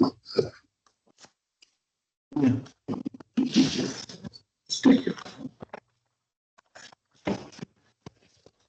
Yes. And there you say, this is your witness statement, paragraph 19. In reality, the transfer of EVL is part of ongoing settlement discussions with the former defendant in these proceedings, Mr. Al-Araj. See that? Yes. And what value did you receive in exchange for that, Mr. ALMHEIRI? It was part of the settlement agreement. Yes, but what value did you receive for EVL? You or your relatives, directly or indirectly? No, it was in the part of the, it was a lump sum in the settlement agreement. Mr. ALMHEIRI, EVL is not part of the settlement agreement. In fact, the GSS assets under the settlement agreement are to be transferred to EVL. So again, I ask you, what is the value that you received for transferring EVL? What did you receive? You or your relatives or your related companies or anyone you have influence over? What is the value that you received for transferring EVL? I do not recall that there is anything that is outside the settlement agreement. Well, take it from me, it is. Regardless of that, what is the value that you received for transferring EVL? Again, you directly, indirectly, your relatives, your friends. I do not recall anything that is outside the settlement agreement. Right. You do understand, Mr. ALMHEIRI, that if you received any value for transferring EVL, you are to declare it to this court. You understand that? Yes, yeah, absolutely. Yes. But anything that was agreed with Ezelddine was in the settlement agreement. Right. Okay. Now, let me ask you this. You mentioned the Evolvance group earlier, didn't you? Yeah. Sorry, I could not hear your answer. Yes. Yes. And do you accept that Sheikh Al-Thani, who was one of the ultimate beneficial owners of GSS prior to the restructuring, was the chairman of the Evolvance group? Yes, he is. Yes.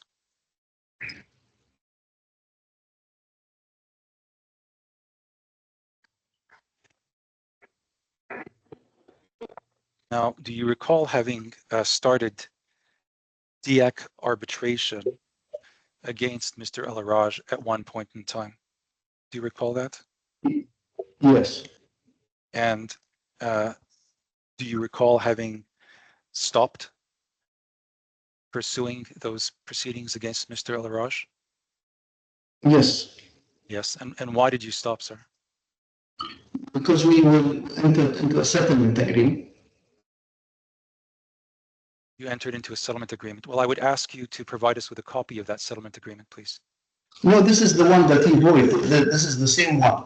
The same one settlement agreement that was provided into the first one. We did not enter into any other settlement agreement. I understand. But again, he defaulted on the settlement agreement. Yes, I understand your position in respect to that.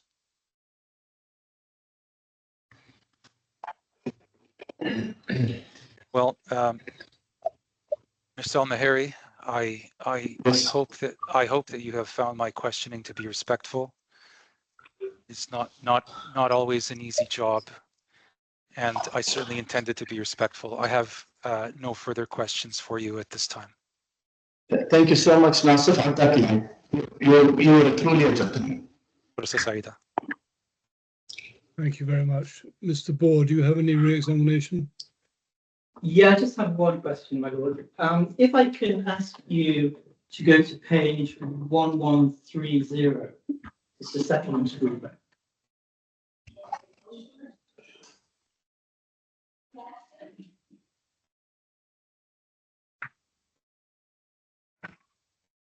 Actually, if you look at 1328, more specifically, I'm looking at the section headed background. Which one? 1328. So it's the first page of the settlement agreement. Yes.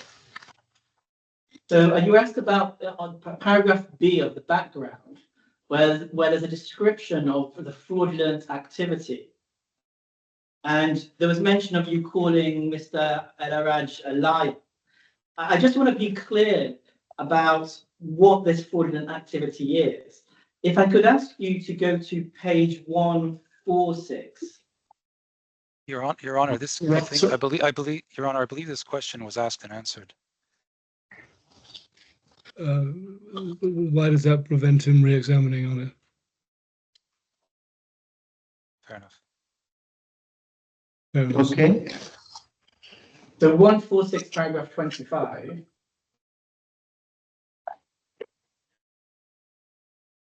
Yes. If you look at the middle of the paragraph, there's the sentence starting, to that end, I signed the letter and alleged indemnity agreement as soon as I received them. So there's that line. And then Mr. Araj says, I did not send it back to Mr. Nedjar, provided to the claimant, or to anyone operating on his behalf. And I'm just wondering then, which bit of that you contest? Mr. Harris is, sorry, Mr. Harris, can you repeat the question to me? Yeah, are you content when Mr. Araj says that he signed the letter of indemnity? Are you saying that that is not true? Well, he has signed the indemnity agreement. Sorry? He has signed the indemnity agreement. Can I then ask you to go back to 1130?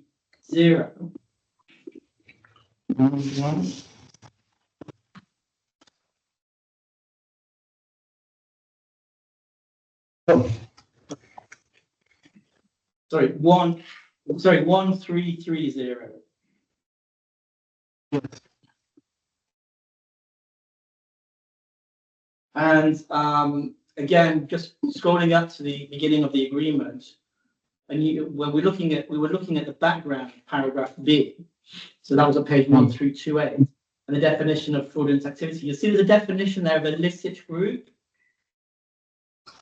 Yeah, in fraudulent activities. Yeah, fraudulent activities. Just before then, there's a word by they're carried out by the illicit group. Can you see that? Which is a defined term. Yeah, illicit group definition. John Cameron, Shrikan, yes? Right. Yes, that's the point. I was going to ask you who's in the illicit group. You. And Sorry, I just can't hear mentioned- you. Yeah. Harris, If you can see the can you definition ask? of illicit. Can you, your voice is not that clear, Harris. Yes. I was asking you who was in the illicit group, and you had begun to tell the court who that was. But you can look at the definition of illicit group at page 1329. Yeah, the definition, John Cameron, Shrikan, Mahdi Dazi, and others previously involved directly or indirectly as in the fraudulent activity. Thank you. I don't have any further questions, my lord. Thank you, Mr. Almheiri. Well, thank you very much. Well, Mr. Almheiri, that's the end of your evidence, so you're free to go now. Thank you very much. Thank you so much, sir. Gentlemen, before we depart, is there anything arising from this morning's discussion that needs to be dealt with now, or have you resolved matters? Yes, we haven't managed to. My colleague, Mr. Ali Auda, had phoned Mr. De Wolf and asked him for the settlement agreement. He said he's going to be taking instructions about that. But having heard the cross-examination, we say it becomes more important than ever, because much of the cross-examination dealt with this issue of the security of GSS. And what we said this morning is the settlement agreement deals with one of the misreps, a misrep about GSS. Just to be clear, if in fact Mr. Cameron has received some benefit from GSS, then that misrep falls away. But the other issue, of course, is now it's being alleged that somehow we prejudiced the security. And so again, if in fact Mr. Cameron has had benefit from that security, then that argument falls away, certainly becomes much, much weaker. So we would submit, my lord, that we should, for these reasons, have disclosure of the settlement agreement. I'm not sure the other side are saying they're not going to give it us. They're just taking instructions and haven't got back to us. Well, they seem to have disappeared. Oh, there they are. No, Your Honor, I have not disappeared. I was actually just having a sidebar with Mr. De Wolf, who took the call. That's fine. Do you want a few minutes to discuss it amongst yourselves, and I could come back in 10 minutes? Yes, why not? Thank you. Is you available for that, Mr. Bohr? Well, Yes, we come back in 10 minutes. But Your Mr. Honor, Almheiri, there's no reason you need to attend anymore. It's a matter for you, of course. Thank sorry, you. Your Honor, Your Your Honor. Honor, actually, Thank you so actually, Your much. Honor, thank you, Sorry? Mr. Almheiri. So, Your Honor, actually, I understand that there was a proposal that was made over the call, and Mr. De Wolf is prepared to speak to that without any further pause. Right. So, Yeah, I have believe you- Mr. Almheiri can go nonetheless. Sorry, Your Honor. Thank you, Mr. Almheiri. Yes, Mr. De Wolf. Yes, Your Honor. So I've looked at the application, and seems to refer back to a discussion that Mr. Almheiri had with Mr. Cameron in 220 about a settlement that was under discussion at that time. So we've agreed between us, as I understand it, with Mr. Almheiri's solicitors, that we will conduct a search for a settlement agreement between Mr. Cameron, Mr. Ezelddine El Araj from 2020 onwards. Mr. Ball will correct me if I'm wrong on that, but that was the agreement we had reached. in terms of the parameters of that. Is that right, Mr. Ball? Yes, I'm being told that that's correct. So my understanding is that on behalf of the defendant, a search will be made, and if an agreement is found, that will be disclosed. Yes. And presumably I'm the search will be carried out in time before we start tomorrow. Yes, we can do that. Yeah, very well. We will meet then tomorrow morning at 8 o'clock UK time, 11 o'clock UAE time.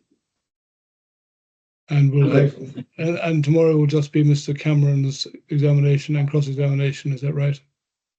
That's correct, yes. Yes. Very well. Thank you very much. We'll resume tomorrow. Thank you. Thank you, sir. Thank you, Your Honour.